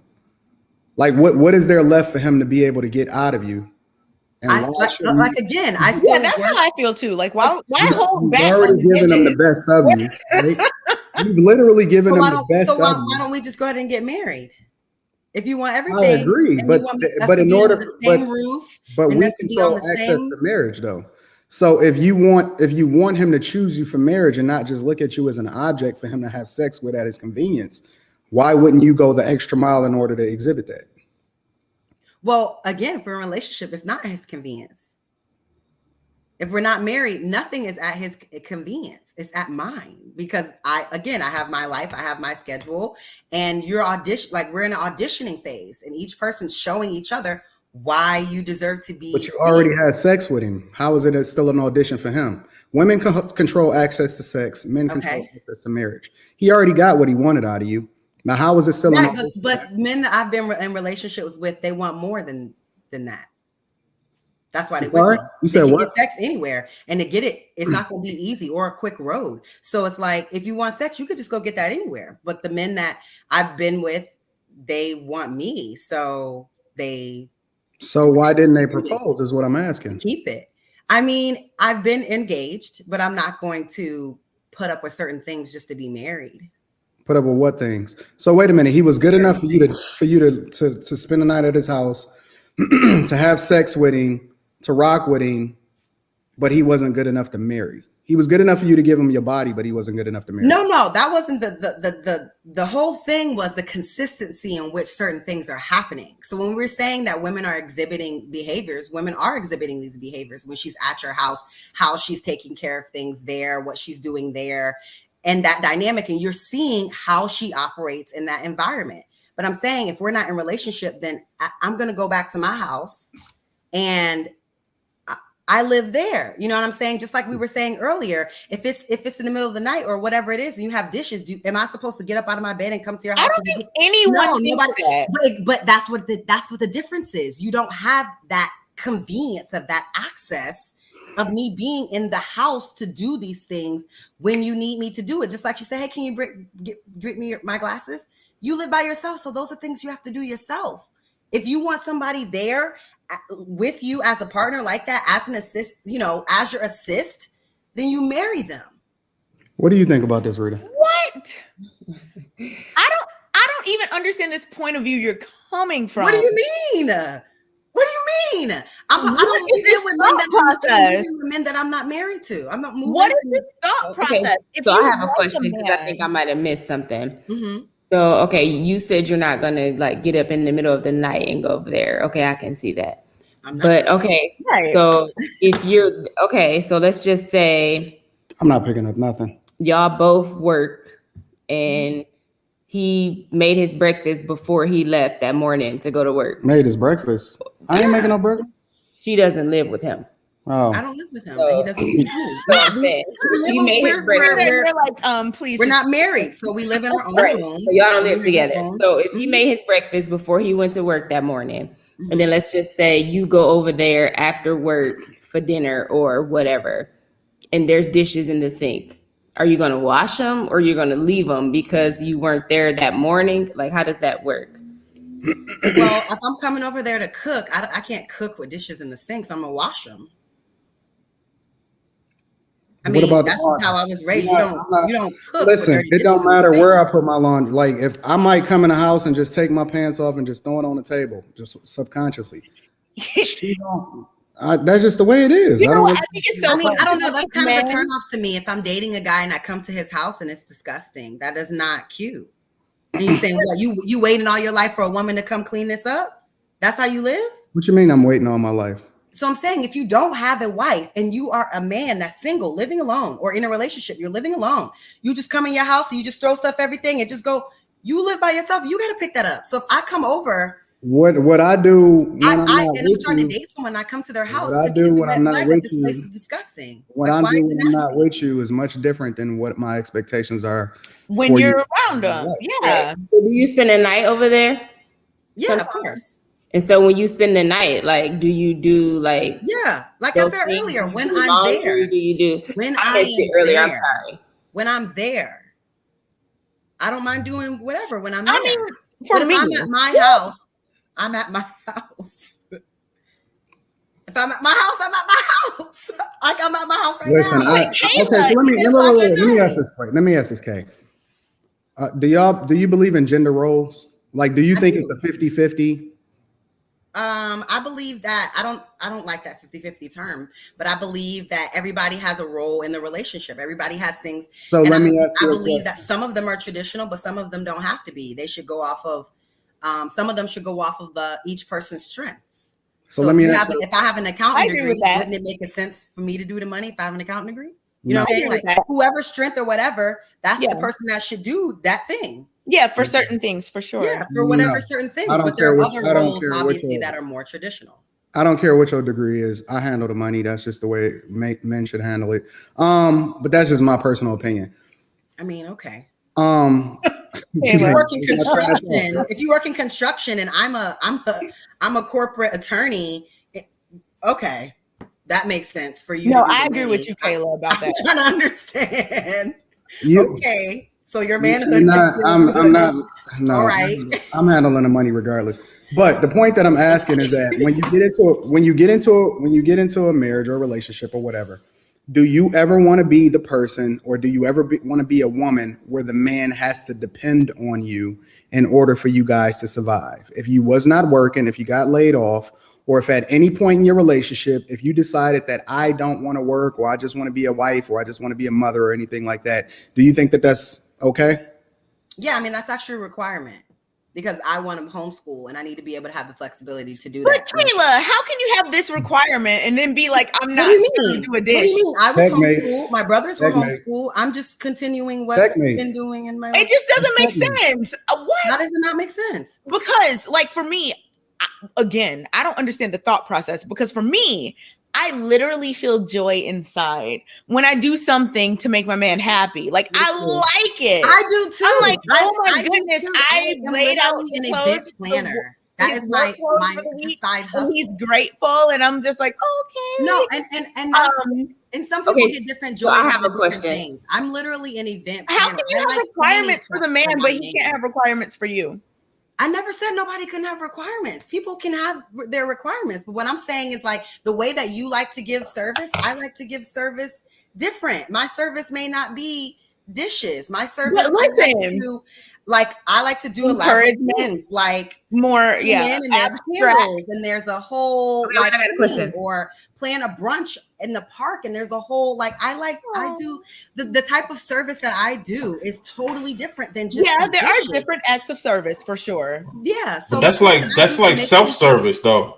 They just have to match things what that do the to make him person feel that special. you're with. Take a lot more effort than just dishes. So wait, hold on. They have to match what your person wants. Let me get this. What's your question? So I got a question. So when you get married and you have a job, are you going to still have that same way of thinking, because you have a job, then you're going to expect him to still do certain things, or are you going to be the homemaker and take care of the house as well as have your 9-to-5 job too? Am I working because I want to or because I have to? Your thought process is crazy. But why would you be with a man when you're working? What do you mean? Why does it matter? So why would you be with a hold on. Yeah, why does it matter though? You would really wait, Kayla. Because if I have you would be to like, work, okay, if I have to work so that we both can survive. If this mortgage can't get paid without my half, so then you're gonna withdraw some of the things. I'm not gonna withdraw the husband. But what I'm saying is my contribution here is very important. Is what I'm saying. So why should I be the only one? Why should I be the only one that has to? That's too much tit for tat. Versus if you hold on, Rita. You're paying all but the interesting thing about it though. At home, but it would make sense for me to do everything because I'm. But hold on, but you know what the interesting? If we're both outside, then why don't you think you have to help? You know what the interesting thing? Hold on, okay. You know the interesting thing about this whole scenario though is that as soon as you felt like you were contributing more financially to the household, the gender roles changed. Exactly. Right. They didn't change. Hold on. You said that you believed in gender roles and that everybody had to play their role. But as soon as that household became dependent me versus what? Need Dependent, versus somewhat want. dependent. It don't matter what the percentage is. I don't care if Yeah. it's 25%, 35%, whatever. As soon as you started to contribute to the household financially, all of that went out the window. The It didn't whole go out the dynamic it shift. didn't Well, go out the window. What it is what you guys That's aren't how it seeing is goes. being a housewife is a job. Y'all But- try to I push was this. about to Listen, say, hold on, Kay, hold on. Hold on. Being a man, it's a real being job. a man is a job. And I Right? understand that. Listen, you guys have all kind of help. You got all kind of people on your side. You have people that participate on your behalf when things go wrong. There are all kind of resources that are built for you to survive and for you to get back on your feet. The world is completely unforgiving when it comes to men, right? That's in addition to the provision, that's in addition to the protection, that's in addition to the expectation that if anything was to ever happen between us and we had a kid, by default, the family court laws would be in your favor by default, right? That's in addition to the idea that your expectations when we go out, your expectations is for me to always take out the trash. You're not going to start splitting trash duty with me. You're not going to be getting up there. No, but like I said earlier, hold on. What did I say earlier about the trash? You're not getting up on the roof. You're not changing no water heaters. You're not cleaning out no gutters. You're not cutting no grass. You're not doing nothing. You're not going to split my responsibility. Yeah, and a lot of men Hold don't. on, hold a lot on, of men hire hold people on. for that. You're not going to split my responsibilities, Listen. but then all of a sudden we got to split your responsibilities when you feel like you contribute to the household financially. How does that work? So again, the household duties as a housewife is a job. So I'm saying if we both leave here at 9 and we both get back at 6, you telling me you get to go upstairs and kick your feet up and decompress, and I'm the one that's just about to start running around here doing everything? Yeah. Yeah. wait, Yes. no, Yes. That's how it works. Wait, That's how it works. Kayla, Are y'all serious? I gotta say something. Kayla, I get what you're saying. Yeah. I get that. The only issue that I have with what you're saying is the fact that you said it is dependent upon whether or not your contribution is needed or not. That's what makes it different. So if you feel like, let's say y'all both work, Right. and on one hand, let's say he makes enough money to take care of both of y'all and you still work, but you don't have to. Whereas in another situation, you work because you have to. Right. If you're doing less household work in the situation where you have to work, even though both situations are exactly the same, that's a situation that I think is too much tit for tat. It would be different if you said, if I'm working, period, I'm not going to do as much. Okay, fine. That could be your situation. No, whatever. because if you don't have to work, you can decide at any moment, you know what? It's too much. The load is too much, babe. I don't want to do this. I'm about to stop working. And that's not a problem. But here's the Okay, thing. so you're saying because you have the option. If I become too overwhelmed with you have the these option. kids, all these household duties and this job, and it becomes too much for me, and I want to say, you know what, babe, I can't work right now. I need to just take this off, and that's no problem. So you're saying the security of having the option to not work. Exactly. But if you're saying that I have, like, you cannot do this without me, and yet I am the one doing everything else, and all you're doing is your half, I feel like that's kind of selfish. Again, you started equating the roles within the relationship. Knowing that we both have to go to work to pay this rent here, and yet you come home and you on the game, and I'm cooking and cleaning and feeding the kids and giving baths and doing everything. Okay, but there's a balance to that. There's a balance to that. Okay, so what are you doing when you come home? You go and get on the game? Hold up, but there's an expectation for men to do way more than just, the yard stuff. There's an expectation of leadership. You have to provide a vision. Protection. So, and also there's a certain burden that we wear on our backs that y'all just don't know. Especially Black men. Right. And then a certain thing, it's just like a security factor of just because we get paid the same doesn't mean we're going to send you out to go stop that robber or go step up to that guy who's talking junk or whatever the case. Everybody still has a role, just like cooking and cleaning and all of that stuff.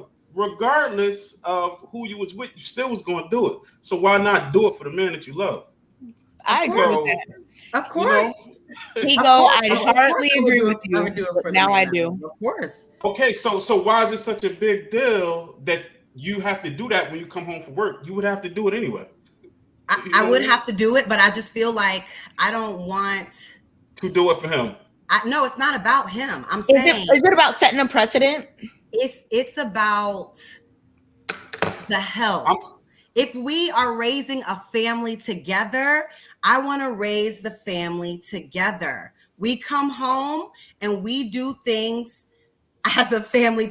How are you raising your son? How are you raising your son? How are you raising your son? So if you're not bathing your son, teaching your son to clean his room, teaching your son how to organize, how we don't have the same roles, and even in terms of wait, hold on. Part of the work you do. Do you think that? Wait. Just go in the room and be on the game, or go. Do you think being a child is different than your role within a relationship? And do you think that raising kids means do you think that we run a house, teaching them how to live their life, how to put your socks together, baby, how to do that. Like you have to do that. That's a part of raising a family. Do you think that you and the man is equal? We are partners. So let me. The thing, Kayla, we don't have the same tasks, whether it be kids or whether it be housework. Look, Anton got up. Why can't we have the same? Okay, housework. Who goes? Rita. Housework, cool. I feel you. Housework, cool. But in terms of raising the kids, in terms of raising the children, why don't you believe we have the same duties in terms of what we do with the kids? Because men raise kids way differently than women do. So while it may be your task to teach them how to clean or how to do those certain lighter aspects, when it's time to go outside and play football, we don't require you to come out and do the tough work. That's true. And we don't require that burden of performance to where we're almost kind of yelling at them and getting out of that nurturing phase that's in the house and going into that masculine phase where it's an expectation. Wait, you think you're not going to do that? Wait. You think it's a partnership? Yeah, you don't think that there's a hierarchy? Though. You don't think that there's a hierarchy? If you tell your son, go get ready for bed, and you come in there and stuff's not how it's supposed to be. But see, you go get your mama. Well, I'm not talking about that though. Like, no, I was talking about as far as like when you come home from work and it's time to cook dinner. It's time to clean up. You expect your husband to come in and help you cook dinner just because both of y'all worked, or is that something that you should be doing? Right. I mean, depending on who. I mean, most of the time I will probably cook, but if he wants to cook, he can cook too. I live in a household with a man right now that cooks. Honey, I can't hear. I don't know. Like, I grew up with my dad waking up, and some mornings my dad will be cooking, some mornings my mom will be cooking. I get what you're saying, but you're supposed to lift a burden. Only women are doing everything. Like, my dad has signature dishes that he makes. My brother cooks very often because he's a professional tennis player and he feels like his health is wealth. And he doesn't even like to eat out. He likes to cook everything at home. So I mean, that's fine. Have a woman to do it. Different folks. I grew up where my Uncle Herbie in my grandma's house, Uncle Herbie would be cooking every day. You know what? That's fine. I think it's fine if a man likes Uncle Herbie wife. I mean, yeah, if they like to cook, but I just feel like passed away, and then he passed away. I just feel like as a wife, even when they both were alive, when I visited their house, sometimes she would be cooking, sometimes he would. Obviously, on the big holidays, he was always around. But they both I feel like though, just as a wife, whether we both work or not, just as a wife, I just feel like my duty is to make sure that the house is clean, that dinner is cooked, the clothes is washed, kids is taken care of. Well, I mean, we got a daughter, so I guess that's maybe a little different from having a son. But I just feel like that as a wife, that's just what we're supposed to do, whether we both work or not. And honestly, Rita, I think that that's part of the power of being a woman, right? Oh.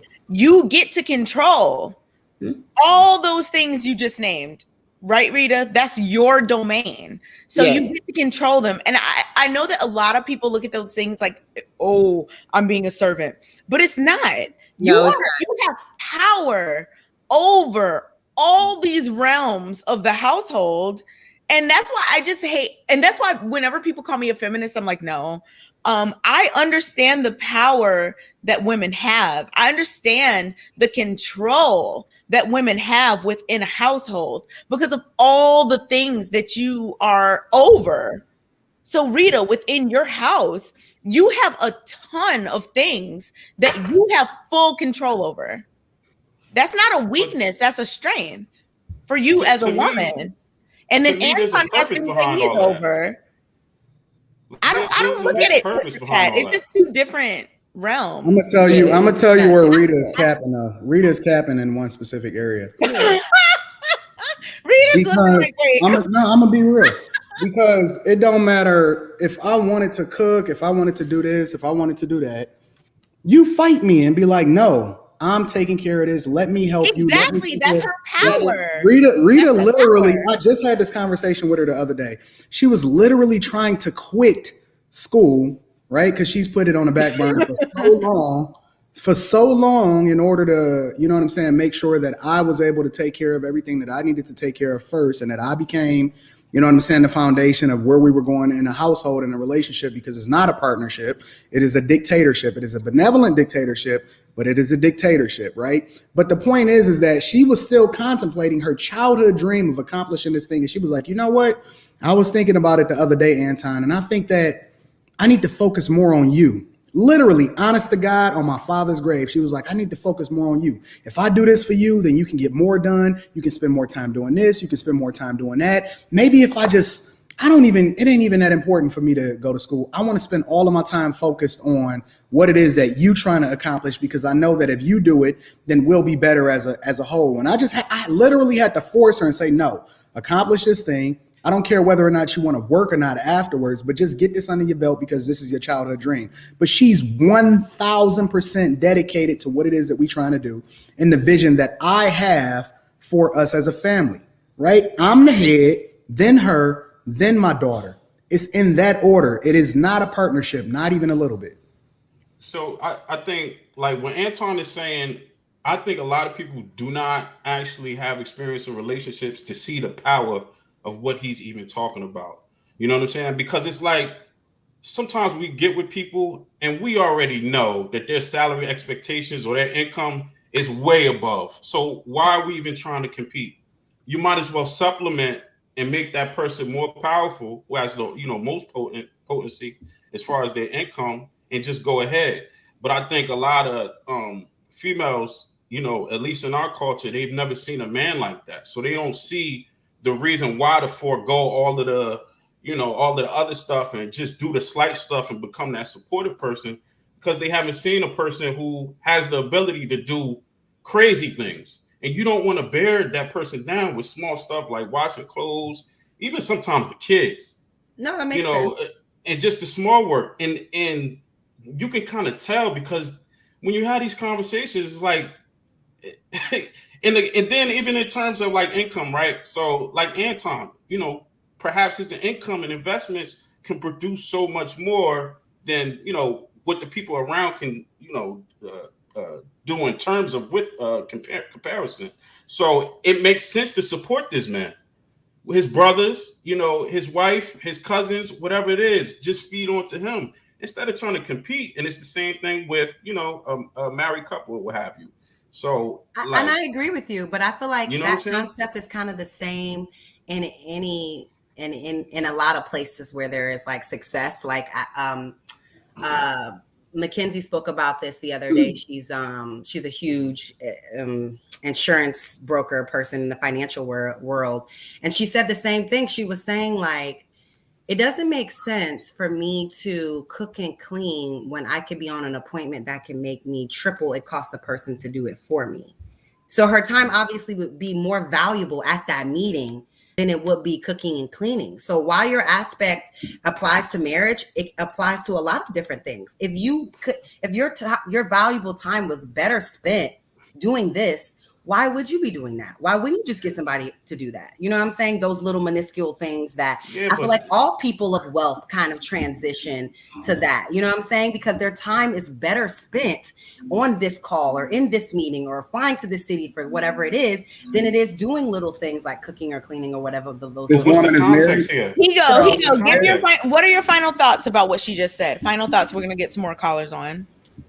Okay. So, like, there's context in that. We can all say this and we can have some help. We can cook, but the reality is everybody can't do that. The point is of getting married is so you can build, so you can get to that point. You know what I'm saying? Now, whether it be the wife who's in that position, okay, the husband probably should help. But what happens is that 70% of marriages are ran by the man. So it's the man usually having that ambition and that risk taking. Where did you get that stat? I'm just curious. I mean, it's true. I can throw it in the damn private chat, but do it's it, true. do it. I love to read. I will. So, yeah, and in most of those situations, the man is pretty much the breadwinner. So it's like sometimes we do have to be like, all right, well, the small stuff, just do it, and you know, it's really simple. It actually saves people who don't have the money. They actually need that, because you if you don't have the money, it would actually save you money to have a wife that actually cook versus paying somebody to cook or eating out. It would actually save you money to have your wife be able to do it at home versus sending clothes out to the laundry. It would actually save you, like most people could not even afford to pay their wife to do the things that they do if they had to pay someone to do those same services.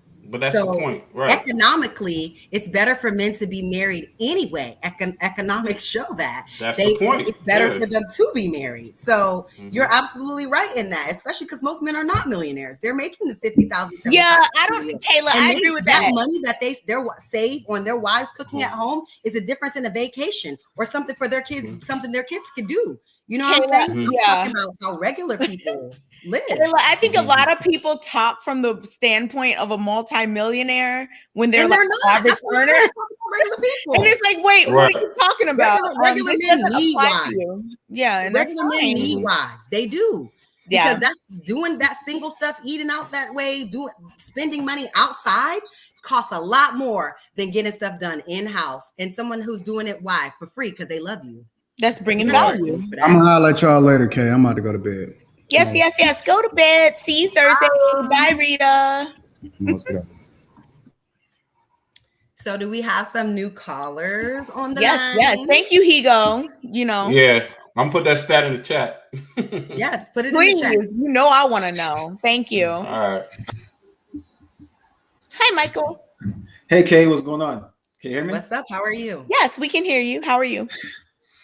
Pretty good. How you lovely ladies doing? Great. You're awesome. What's going on? That's great. Glad to hear that. Hey, just enjoying the show, listening to everyone speak on the subject. And yeah, Kayla, to be honest with you, listening to you talk, honestly, I have a lot of questions that I would like to ask you that'll probably take me hours, but I'm just gonna we're gonna be taking other callers, so just keep it cute. All right, keep it brief. Keep it brief. Keep it cute. All right. So I'll keep it brief. I would say, so I guess the one question that I ask you is, I know you were mentioning earlier about men not being logical, right? And I guess I just want to ask you, have you met many men throughout your life that you would say would be not logical throughout your life? Men that would just, as you would say, men aren't logical. I didn't say men aren't logical, but I'm saying when we were speaking about cheating, that men make illogical, irrational decisions in regards to cheating every day. And you don't agree with that? You don't agree that men cheat and risk lots of different things every day? Or they just out here with thoughts and they've thought it through fully?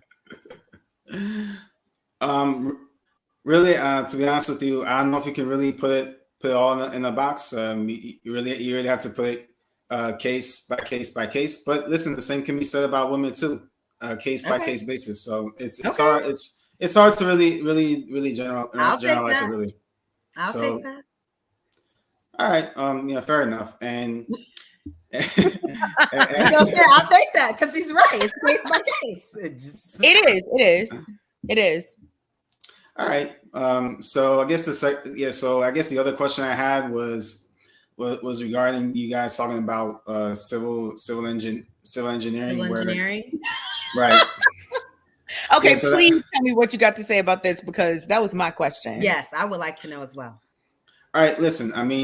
Listen. Overall, I'm about I'm about free choice on both sides. But I guess the one question I have is this, because I was doing some research and I noticed that only roughly about 25 to 30% of women are in the STEM fields overall. And I guess I would like to ask you ladies, why do you think that is? And so social conditioning. No, they literally weren't allowed. They were not Exactly. It even was social allowed until, like, conditioning. for the last 75 It years. was a Before that, long they weren't time even where women could only be allowed. teachers and secretaries and whatnot. Who's the lady from that movie that Taraji played with the? Yeah. They didn't even let her in the room. Figures. The guy had to bring her in because no women were even allowed in there. So what do you mean? And then don't even talk about black women. I'm sure centuries before that, women could have been acknowledged for doing lots of things that maybe ideas that happened between them and their spouse, and then their spouse took it back like it was their idea because they were not allowed in the look room. at that as the representation based on what we know about women, especially black women, being completely like shut out of certain industries and fields. Like, let's just not.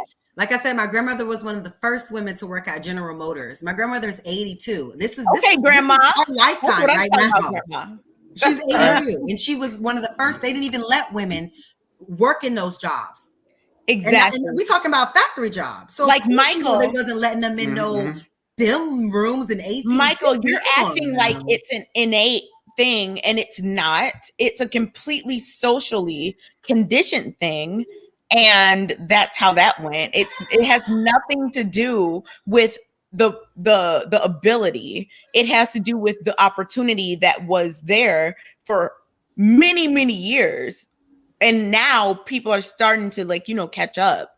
But for a long time, women were not even allowed in those fields. Black women especially. So no, we can't use that as data. That would be like saying, oh, black people aren't represented in STEM fields because they're just not. We can't use that as data because black people were not allowed to even read at a certain point in time. So we can't use that as data. You don't understand that? All the data skewed. We can't use it when it's convenient and then be like, come on, let's do better. And you're right, we should do better. So I guess the second part to my question is, how do we do better? How do we encourage more young girls at the ages of 6, 7, 8, 9, 10 years old to get into the STEM field? So what are some solutions?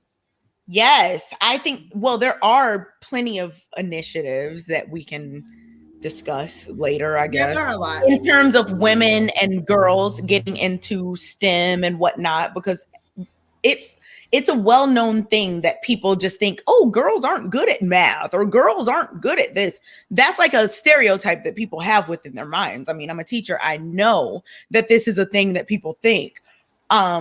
Just undoing those stereotypes and really pushing young girls and women to get into these fields is extremely important. It's not because they're not capable, it's because these have been stereotypes for hundreds of years. And the social conditioning. Even we were just speaking with Antoine and his wife. She said she put to the side her childhood dream to focus on what he wanted, what he needed. We're conditioned to be about his vision, about what he wants. And so some women, some little girls may never even actualize what they really want for their life or what they really want to do with their brain in terms of what they can bring to society, because they're conditioned to assist a man in whatever his vision is for their life, your life. You come alone, you die alone, yet our conditioning is to be of service to them and then die. Born alone, die alone. No crew to keep my crown. I don't beat my sound alone. Okay, hey. But yeah, she's absolutely right, because if you are thinking like, man, I just gotta assist, right? My thing is, in terms of household situations, I'm very traditional. I know nobody believes it, but I am. But in terms of my career and furthering my education and whatnot, I am on top of that. I'm going to do that. I'm doing that. I would never let anyone stop me from doing that, because I think it's extremely important for women to be more represented in certain fields, such as, research or science and all of these things. It's extremely important. People can't have it both ways. You can't say, why don't we get more women representing? But also, why are you trying to get more educated? You can't have it both ways. Right. You Why can. no women in STEM? And then they're like, well, why are you trying to do anything? Why are you outside going the to house? college? They Kayla, don't want why you to you leave in the house. college? But they say, why are there no women in these You, positions? there has to be a balance. There has to be. There All has right. to be. And I think your listen, questions were really good, Michael. Yeah, they were. And listen, to be fair, in general, I agree. We do need to get more women into these fields. But I just Absolutely. have one final question to follow that up. So, but I would say, couldn't you guys consider the possibility that just maybe that more women, of our generation, maybe perhaps feel a little bit more comfortable going into the humanities like English and history as opposed to digging? They're steered in that direction. That is a social thing. I don't think it's about comfortability. And if it is, it's because the rhetoric from the time they were in kindergarten is brilliant boys and good girls. That's you're talking about the boys' intellect and the girls' behavior. That starts from kindergarten. Trust me, I'm a teacher. I see it every day. These are real things that are instilled from childhood. And my thing is, no, it's not more comfortable. It's more socially conditioned. And the thing is, we have to be very intentional about making sure, especially as Black people, especially as people of color, not to perpetuate and propagate that nonsense, because girls need to be doing other things too. And that's why I don't believe in feminism for Black women, because Black women should be going and getting educated, going and getting these careers, and also taking care of their families, also striving to be married, also having children within the confines of a marriage, all of these things. That's why I'm not a feminist. I mean, feminism, fine, whatever, cool, no shade. But we just have a completely different situation. And I think that husbands would be happier and families would just be more successful if that was pushed. Because if you have a wife that has all that knowledge and intellect, and she takes those experiences from outside in the world and applies them to your family, to your family business, to your assets, which are the $1 million babies that you're having, right? Where your family could go, and working with you guys is the information you guys both bring in tandem towards a goal is where it really thrives, I feel like. But versus saying, I'm the man, I'm the one that's going to have the education, blah, blah, blah. But Kayla, you just need to be cleaning and just be doing what I tell you. I mean, that it goes can back work, to thinking about but the who future. might have a little more, you know what I mean? Like, right. Kayla, that goes back to more. thinking about the future. Because people aren't thinking about the future. They're thinking about, like I want to live. I told you, I want to homeschool. And just because you're a woman, that does not mean you're an educator. This is two different things. Okay. So agreed. But getting that information, I think is having this journalism degree and my 9 years in corporate experience, I truly believe is going to allow me to be a better educator when it is time to homeschool my kids, because that's what I plan on doing. If you need help, if I just got a high school education and I've been cleaning up after him and just doing things around the house. You gotta do both. Right. As a Black woman, that as well will allow or me as to a woman in general, you have to do both. Be a good educator for my family. Agreed. I agree with that. That's 100%. All I'm saying. That's all I've been saying the whole time, y'all. That's all I've been saying. That's why I said there must be like a miscommunication. Yes, I just don't think that they were hearing what I'm saying because they missed. Because at first I was like, Kayla, what? Because I said occasionally they got upset. I was all I was saying was that's just the word I use. I'm your wife. When I'm your wife, it is a part of my commitment. I think we were all agreeing on several things, and it was being lost in, because I know I was like, Kayla, what? But we. But at the end of the day, I mainly think that as a wife, your job is to be your man's blind spots. And whoever you are as a husband is not the same as this person as a husband. And what you may need out of a wife over here as a husband may not be what this man needs. So whatever your man needs, that's what you help him with. You don't just do, wives are supposed to do this. I said that earlier. There's a small traditional construct, right? Yep. Then there's the individual relationship you're in. And whatever those blind spots are, whatever help that man needs, that's the help that you provide. I You don't agree just with say, that. wives are supposed to do this, so these are only Because things your I'm man doing. might not even care about the dishes. Exactly. And a He lot of might be men like, that I'm I've gonna been wash with the dishes, but I need you to do this or this or that. exactly. You in Yeah. there washing dishes. I need you to be over here doing this. You know what I'm Exactly. saying? Like whatever your man needs, that's what you do. Thank you, Michael. All right, Your yes. answers Amira. were great. All right, Hey, let me girl, just hey. say. Hey, ladies, how are you Hey, doing? Amira. Good. How are you? Good. I was watching a little bit while I was washing dishes, like a wife should. But now that I have finished my wifely duties, You're like, I was actually washing dishes while you all were talking about it, and About I the was dishes? you were cool, Amira. Oh, You were my cool. God. You're like, while Well- I was washing dishes. no, I really was. So I wanted to speak out about Kay. Kay, you just recently said that there should be more women in every field because representation, my representation. So I saw that, and you were talking about how women are not naturally going to these feminine roles, but we are being encouraged to because of our upbringing and so on and so forth. I wanted to tell you, I Wait, think what? I said that women were not naturally, when Michael, I think the last caller, when he asked why aren't more women going into STEM, I said that is social conditioning. I said that that's not just naturally because women aren't as good at. that's what I just said. But so no, you said basically, something about feminine roles. I was talking about STEM. well, that's a non-feminine role, right? I mean, Okay, so you're talking about STEM. You're talking about STEM. so what I'm trying to tell you is this. Back in Europe they had the exact same hypothesis about that, about like women being in these fields only because they are socially groomed to do so. I believe it's Sweden, they have the most gender neutral society of all the world. The women are encouraged to be engineers constantly, and boys are encouraged to be more feminine, unfortunately. What they saw in Sweden was that naturally women, as they grew older, they still gravitated towards more feminine jobs, like nursing, like education, early education, kind of like what you do, Kay. Don't you do early education? I'm a teacher, yeah. Not early education. That's a more feminine job, well, in today's world. So this is what women naturally do. So this isn't something that we can say is all up to nurturing. It is a lot of nature that's involved with this. Women are naturally inclined to do these jobs. Okay. I can see part of that, yeah.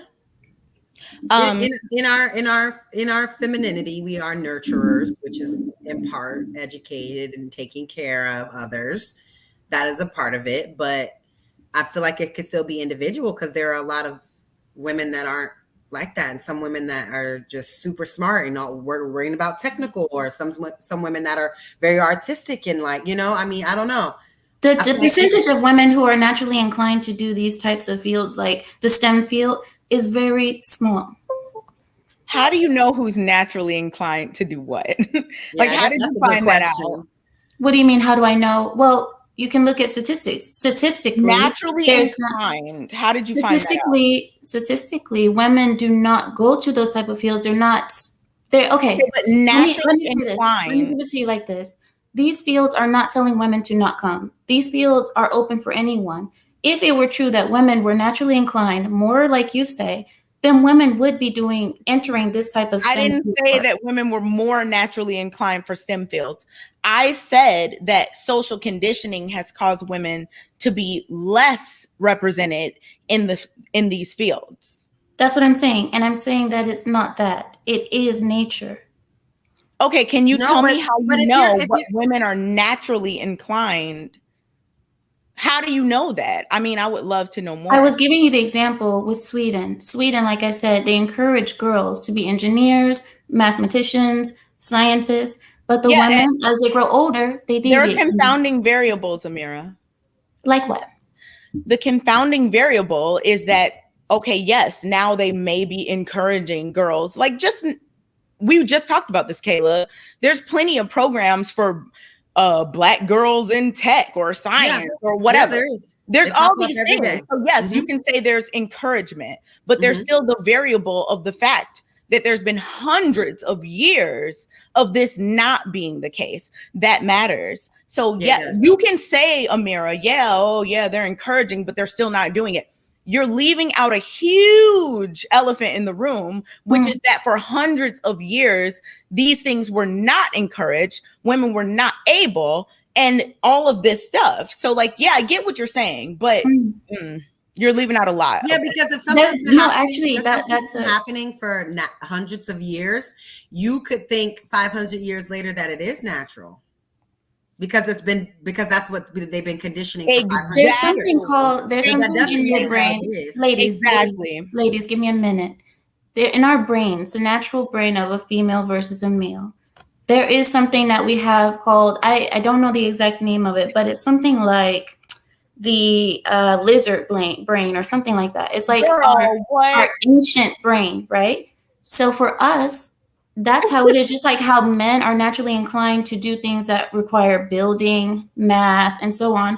This is naturally in us. Now, how many years would it take us women to reprogram our lizard brain to try to be more inclined to be in the STEM field? I don't know how many centuries that would take. But why would we want to do that when right now we have men who do this naturally and they do it better than women? So Amira, can you send any information you have on the lizard? How does that connect? Brain? Because if we're looking at natural, were built to do things naturally with their physical body, right? And a lot of and their mind, their brain, and their brain. Yeah, but mostly their physical body, right? I disagree. They brag about so hard to feed into a certain narrative that it is just they go to war. You're trying to feed into a narrative that's you're talking about a lizard brain scientific. Can you send me any peer-reviewed data about any of that? Sure, it's easy to find. All you have to do, I know. Look, I know you love Google. Just go to Google, type. You send it to me. That doesn't even sound peer-reviewed research about women having a lizard brain. Please, we all have a lizard brain. Yes, we all have a lizard brain. Regardless of the name of the brain. You can laugh, but that's the truth. I mean, unless you have something that can, Amira. At least you have something that can. I'm sorry? But regardless of that, I still feel like men were born to do things with their physical body. And we were born to do things with our intellect and our emotion.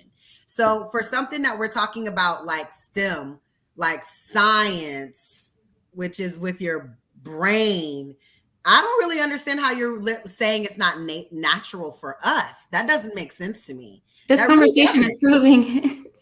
That doesn't make sense to me. At least if we're saying that we're doing things that men, in terms of what's natural for the woman, what's natural is our intellect and our emotion. All right, guys. Thank you, guys. I gotta Thursday or bye. Bye. See you next time. Hi, Black Man Unfiltered. Hi, Black Man Unfiltered. How are you? Does he know he's on camera? Oh man, maybe he's frozen. EJ, what's up? I'm at work right now. I see that. Ain't nothing wrong with a hard man working with some pink beats on. Okay. Rose gold to be exact. Oh, rose gold. Excuse. You got to get the covers, the little covers. Excuse me, sir. Excuse me. I got it wrong, huh? That was like when someone tried to say Jay-Z had on a pink suit. He was like, "Nah, this is mauve. This is mauve. This is salmon. Like this is salmon." I just want to ask one question because I can give y'all the premise that women were socially conditioned to be out of these so-called STEM fields. Mm-hmm. Now that y'all have the choice of opportunity, is it going to take another 100 years for y'all to choose these, or is it still going to be based off of socially conditioned on why y'all choose not to do these things? I don't think it'll take another 100 years because I think we're pretty far at this point, but maybe at least 50. 50. No, for real. No, for real. Yeah. But I think we're close. I think we're close, a lot closer than we were. I don't think 100 years, no. I think as more resources become available, as more access is, granted to people, that things, speed up, right? So you don't think access is more now than it was then? No, that's what I'm saying. I'm saying as access becomes more and as things speed up and people have more access to whatever, that these things will become they will happen faster, like Kayla was saying. Whereas like 200 years ago, it was a slower process. Now it's a much faster process. It's exponentially increasing. The growth is exponential. I think that women, you know, in the future will be getting a lot more into these fields than they have in the past. So do you, even now with the amount of choices that y'all have, do you not think it's still on choice why women do not go into these fields when they have the opportunity now? I mean, you got to think of it this way. You got to think of it this way. I get exactly what in the world. I get.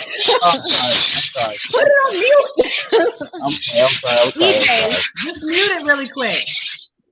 EJ, I get exactly what you're saying. You're like, well, why don't they do it more when they have the opportunity to go to college, blah, blah, blah.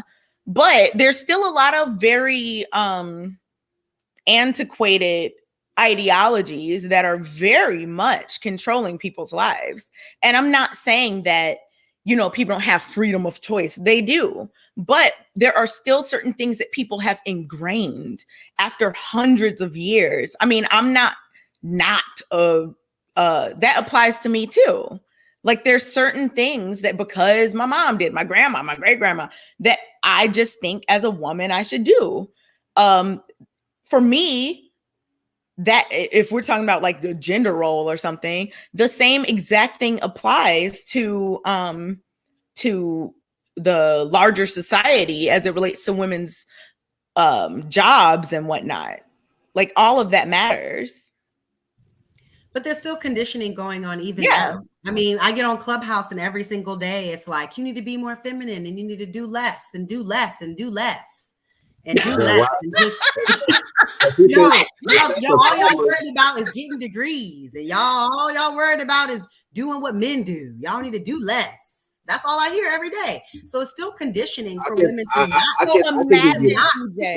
be in those positions. It's still conditioning to this day. Like I said, brilliant boys and good girls is like a thing.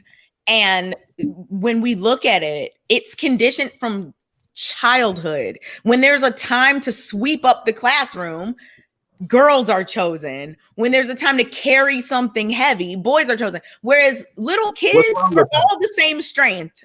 What's wrong with that? Little boys and little girls have the same strength. They do. Little boys are not necessary. I'm talking about little ones. Like children, they're all children. They're all exactly. Their hormones haven't kicked in. Exactly. So like, and I'm not saying EJ that there's anything wrong, but I'm just saying that this plays into this conditioning that we're talking about. I get that. So my question would be, as far as like that dynamic, should we wait till the young boys, till he get puberty to start teaching him about manly things? I would say. Like what kind of manly things? You know, I guess learning how to build and lift and things like that. Since boys or girls at adolescence are the same strength, so we should start waiting until their puberty to. No, let's just stop acting like anyone is. Let me not say that. I take that back. Let's not act like the average parent is teaching their children how to build things. Like what? There are no engineering classes going on in the average household. Now, I'm not saying that some people don't. Sure, some people do. But at this point, you should be teaching your boys and your girls how to survive and do well in life. It's not like, oh, we're going to teach the girls how to change a tire, teach the boys, sorry. But the girls, forget it. Like, no, everybody needs to learn certain basic human things to do that they will need in their life in their society. I can agree with that. I think, yes. And I think as the conditioning comes in terms of like when you start to condition boys versus girls, I don't think it should be conditioned like these are things that only boys do, or these are things that only girls do. You know what I'm saying? Like, as a man, you should still be able to do everything for yourself. You telling me you're not gonna eat if you don't have a woman? You're not gonna clean clothes if you don't have a woman? Right. You know what I'm saying? Like you need to still be able to do. Young men should know how to do their laundry. Just because it's a men should know how to cook. Just like I told Kay earlier, yes, it's a man's role to take out the trash, but if it stinks and you're not gonna be home for hours, I'm gonna just take it out. I'm not about to have my house smelling because it's a man's role to take the trash A out. man and a woman should be able to be sufficient on their own. Like, even though you will be taking it out majority of the time, that doesn't mean that I can't do it. You know what I'm saying? So that's all I'm saying when we're doing the conditioning of the roles. Of course, there are roles that are more for boys, more for girls, but that doesn't mean that you can't do the opposite. And that's how the conditioning is becoming. Like, oh, you're a little boy. It shouldn't be a concern for you to know how to clean nothing. It shouldn't be a concern for you to know how to do laundry. You in there, you don't know nothing. You don't know how to do nothing in there. You know what I'm saying? Like, you, even though a woman's going to do it majority of the time, if I'm not here, things can't go to shit when I'm not here. You should still be able to do it. I can agree with the social part, social and condition, because my mom taught me all of those things, though. My mom taught me how to clean. She taught me how to cook. She taught me how to wash my behind, all of those things. Exactly. So, but if you have a wife or a woman, you're not necessarily going to be doing all those things all the time, which is fine. You're not. But you know how to do them if you're just single. That's all that's what it should be. Just like a woman has to be able to do certain things without a man until she gets one, and then that can be his responsibility. And even then, I mean, there's still some things that I do myself, and even some things I will still go hire someone to do. You know what I mean? Oh, but it doesn't mean that I can't do it.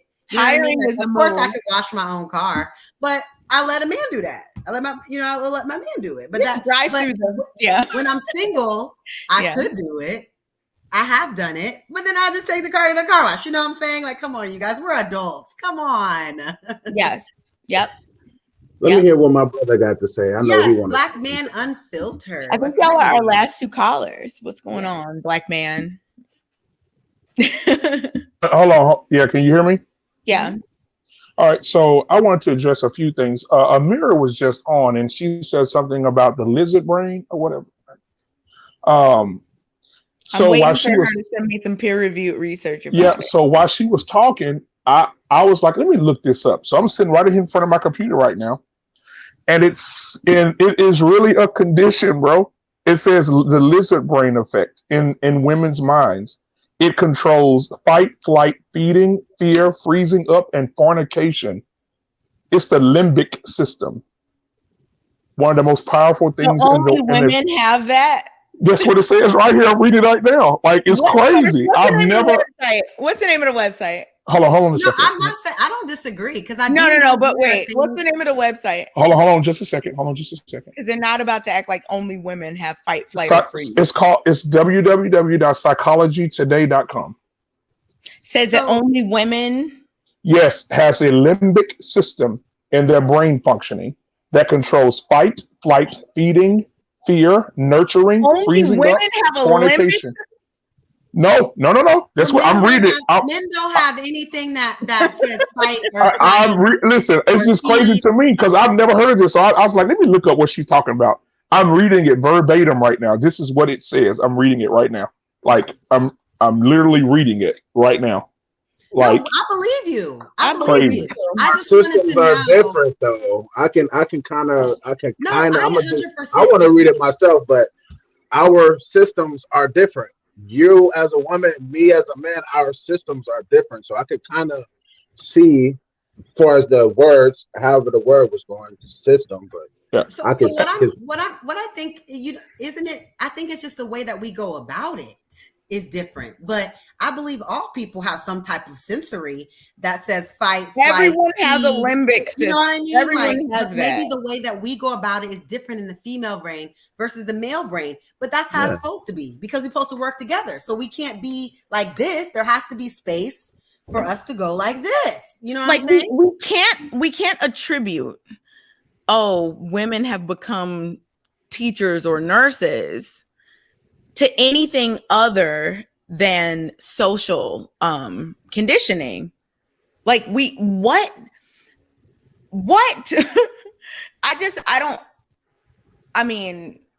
Okay, let me ask this question. So how do you feel about this? How do you feel about women today, especially in our culture? Because I don't want to talk about us. Okay. went black, our culture of women that are creating the very men that we're talking about, the fuck boys, basically, the You're young talking men about that like want to. single That, mothers.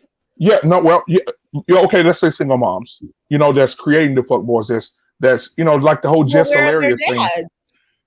Right, and I agree with you. But it's like the whole Jess Hilarious thing. Her 8-year-old son, she's to the photo shoot. She's butt naked, and he's But sitting is between her that legs and kissing on her and all this. I'm like, what the hell is going on? Like, it's. I don't the know if it's thing is, something.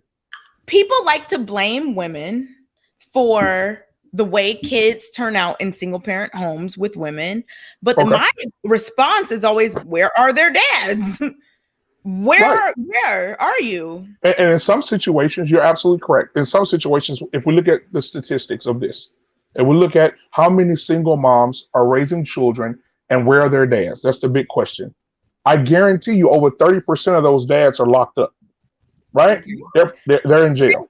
No, right? because a lot of them are in jail. So Right, so a lot of them are in let's jail. move on. Let's move on. They get a pass. They in jail. Let's So move on to the next whose fault percentage. is it that they're in jail? Well, it's like you just said. Hold on. It's systematic. There you go. That's it right there. That's it. Systematic. I agree in systematic racism. Look, y'all ain't got to tell me. Racism is the prison to pipeline is a fact. Absolutely. School to prison Absolutely. pipeline, systematic racism. I am 100% behind all of that. But we cannot then say that it's 100% a woman's fault. Well, okay, let me tell you why some men feel that way.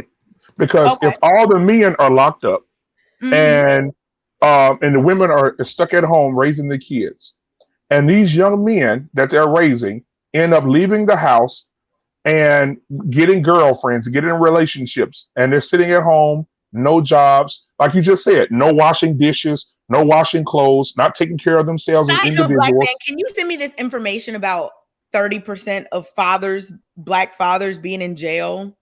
Absolutely. Yeah, I'll send it to you. Come on now. Yeah, I'm just saying, I want to read more. Yeah, absolutely. And so when you look at that, and they send these little boys out into the world because their mom has, and I've seen this in my own family, I've seen women iron their 13, 14, 16-year-old son's clothes and wash his dishes, wash his clothes, fold them, put them up. And he's sitting there watching TV. If you're raising him to do that, when he gets a woman, he's going to be that very fuckboy that the women don't want to be with. The one they're going to complain about. And so who's raising? And everybody's complaining about fuckboys. I had this on my show like 3 weeks ago. Women complain, oh, these fuckboys, oh, we're dating them, oh, they're trash. But who's raising these little boys? The father's not in the home. The Black woman is raising, the Black single woman is raising these boys. Black man, unfiltered. The lack of being there doesn't absolve that party from responsibility. Okay. Just because you're not there doesn't mean, it's not. Well, the fact that you're not there is causing a problem. Okay. Yeah, but hold on, Kay. I gotta push back a little bit because some of these fuckboys, they should have never been your baby daddies in the first place. Absolutely. I don't know why you would let a fuckboy impregnate you. If I did get married outside of marriage, if I did get pregnant outside of marriage, it would be with someone who would be co-parenting with me. Right. It would be a good man to father your child. It wouldn't be with nobody who's going to disappear. Hold on. I 100% But when you have women like Gabrielle Union that gets on live TV promoting her book, and she says, I want to fuck boys, the ones and she said, my girlfriend told me, oh, them dudes don't do nothing but sit at home and play the game all day. She said, I don't care about that. I just want the D. That was he dropped the mic or where he did. Because he was about to speak some truth about that Gabrielle. I was so disappointed in her when her book came out. Yeah, I'm back. Yeah. So she was saying that I never heard anything about this. No. Yes. Black man, tell her about the book. Tell her about Gabrielle's book. I never heard of it. In her book, because I have to keep this stuff up for my show. In her book, she says that she had a list of fuckboys in the industry and out of the industry that she wanted to sleep with. As a married woman? This was before she got married. before she got married. She said Yeah, she didn't care. she told women travel the world and sleep with as many men as you can, have all these Yes, experiences yes, and yes, sow your oats and like yes. this what she was promoting. This what She's came out maybe promoting. what, She's 3-4 years promoting ago. she's promoting the I whole think phase. that's She's irresponsible. promoting the whole phase. She's I promoting the think whole that- phase. But it upsets me That's because then she comes irresponsible. back 4 or 5 years later and wants to sell us her sob story about having 10 miscarriages. And Right. I'm like, girl, I don't feel And bad then, for you. and then you're here upset. Then you're upset. $100 body count, all these different Right. DNA in your uterus, Right. and then you're mad your uterus isn't working. And then in her book, she's saying she's depressed because when her and Dwayne took a break, he went and got another female pregnant. And I'm like, I'm so confused. Right. I'm confused too, girl. I'm so confused because now you're saying sleep with everybody. It's good for you, but it's not good for D Wade. It's not good. It's not good womb management as she's seen because she couldn't even have a child on her own. She had to have somebody else have it. Right. And so when you're promoting that, guess what women are doing? Because you have some weak-minded women that say, girl, did you hear Gabrielle Union? She said, baby, give that thing to everybody. Throw it from the free throw line. Get it. And that's promoting the whole phase. And a lot of women feel like, and just think about it, all the men that would want to marry a 20-year-old woman right now, they go through their whole phase up until their 30s, mid-30s. And then they say, you know what? I want to settle down. All the men that wanted you in your 20s, now you're 35. They don't want you anymore. Those men want those 20-year-old girls. So they're not looking for you, right? And especially when you've gotten all these miles on you.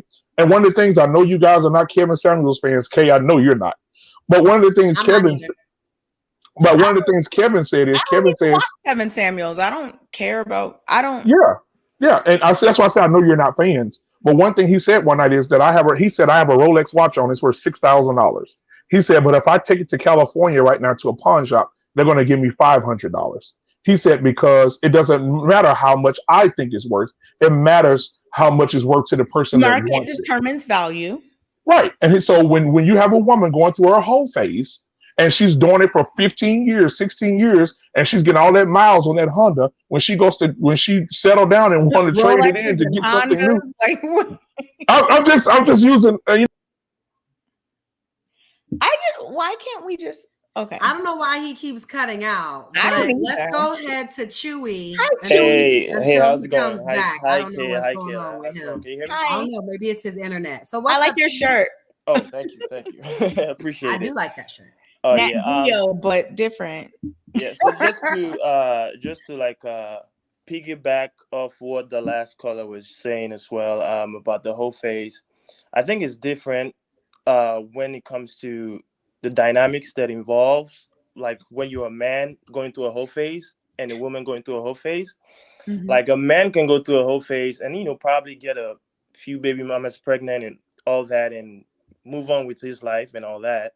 But if a woman goes through a whole phase, there's a risk of like having, unwanted pregnancies, having babies by one night stands and all that.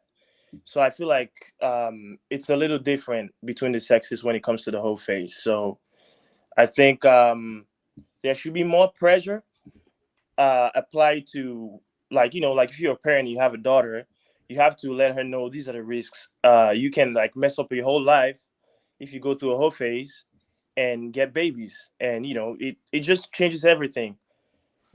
But hold on. I think you're about to say what I was going to say. You just said it's okay for a man to have a whole phase. No, I did not say a couple of baby mamas and move on with his life. No, I did not say it's okay. Oh, okay. I said it's like a scale. Like with a woman, like most women, like when they have babies, they're like nurturing, they bond with that baby, and all they want to do is like take care of that baby and dedicate their whole life to their babies.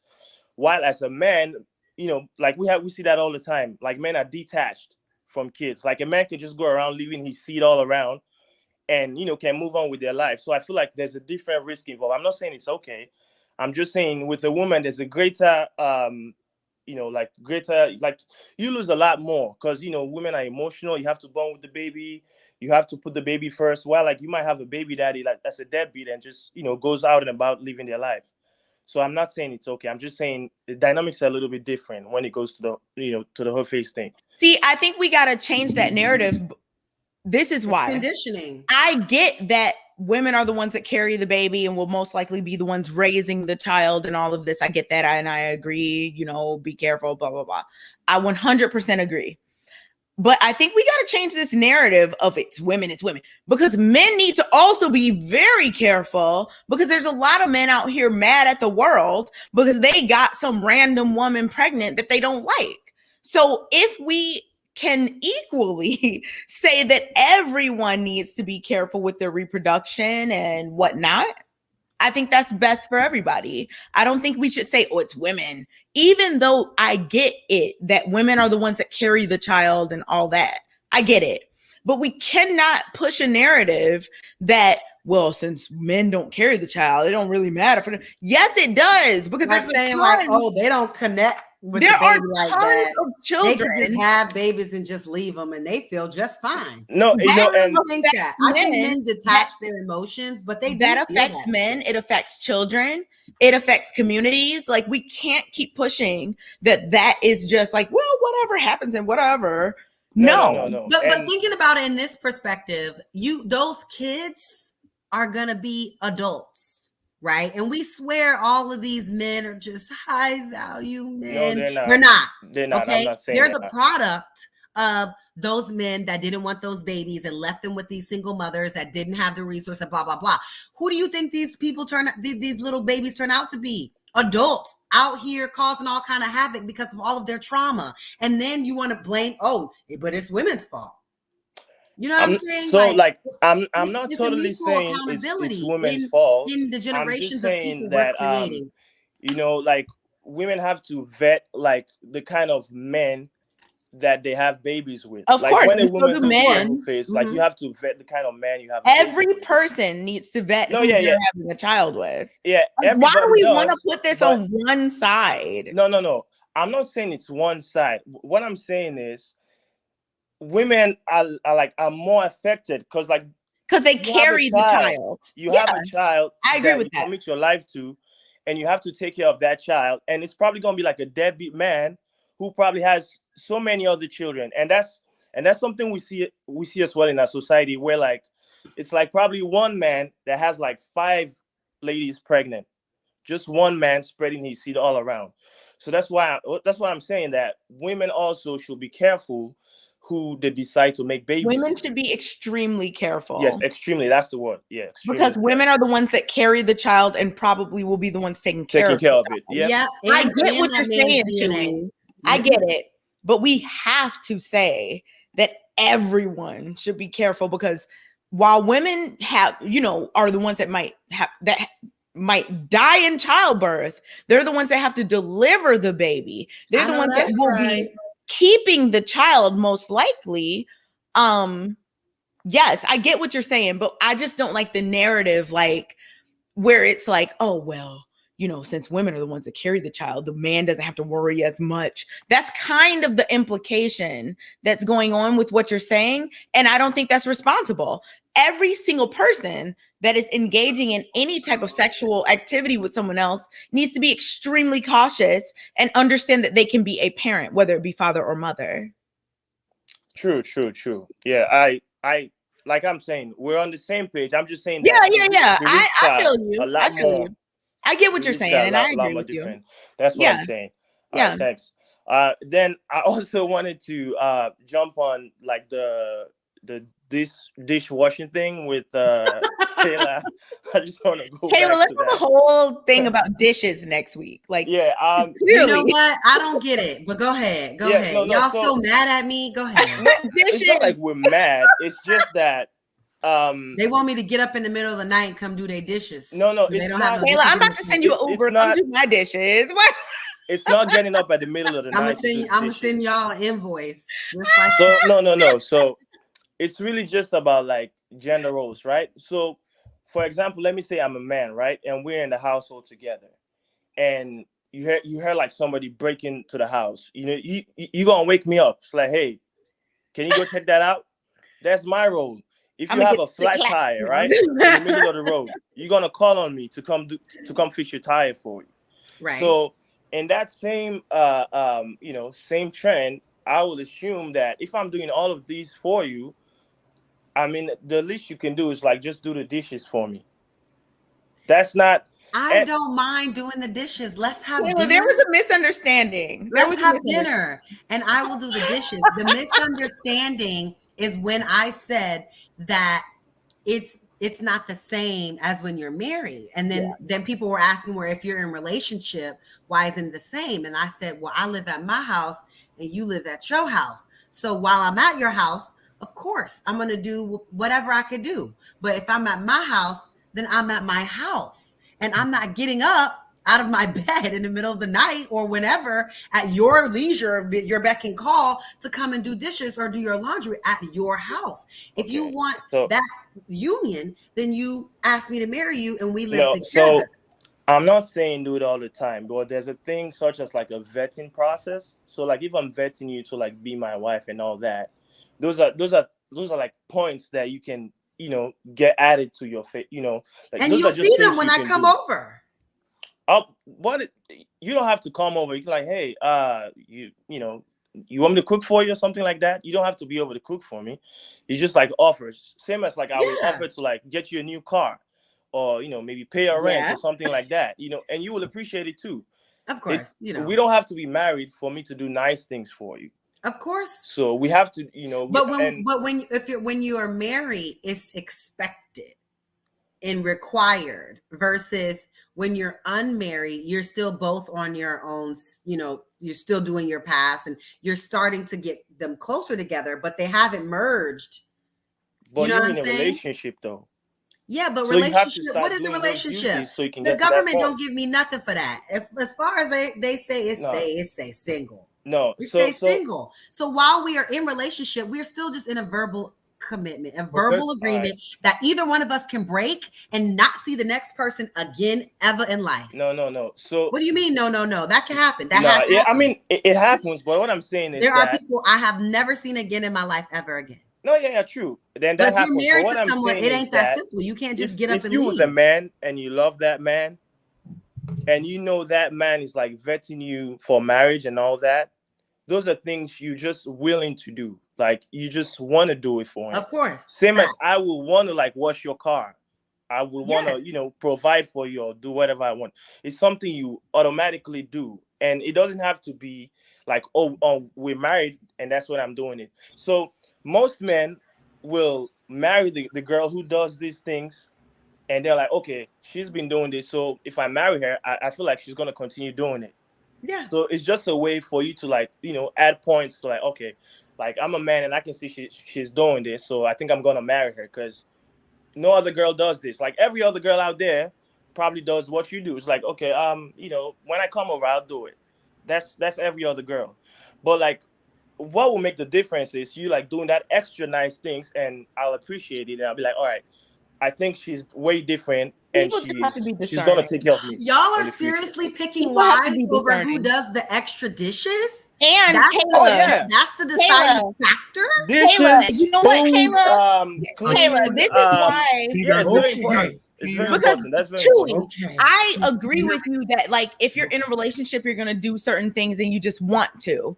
Right. But Kayla, also, this is why so many people get played because you can just come in and be Meryl Streep in this MF and be doing all the things, and then a man is not going to be discerning. He's just like, oh, she washed my dishes. Okay, fine.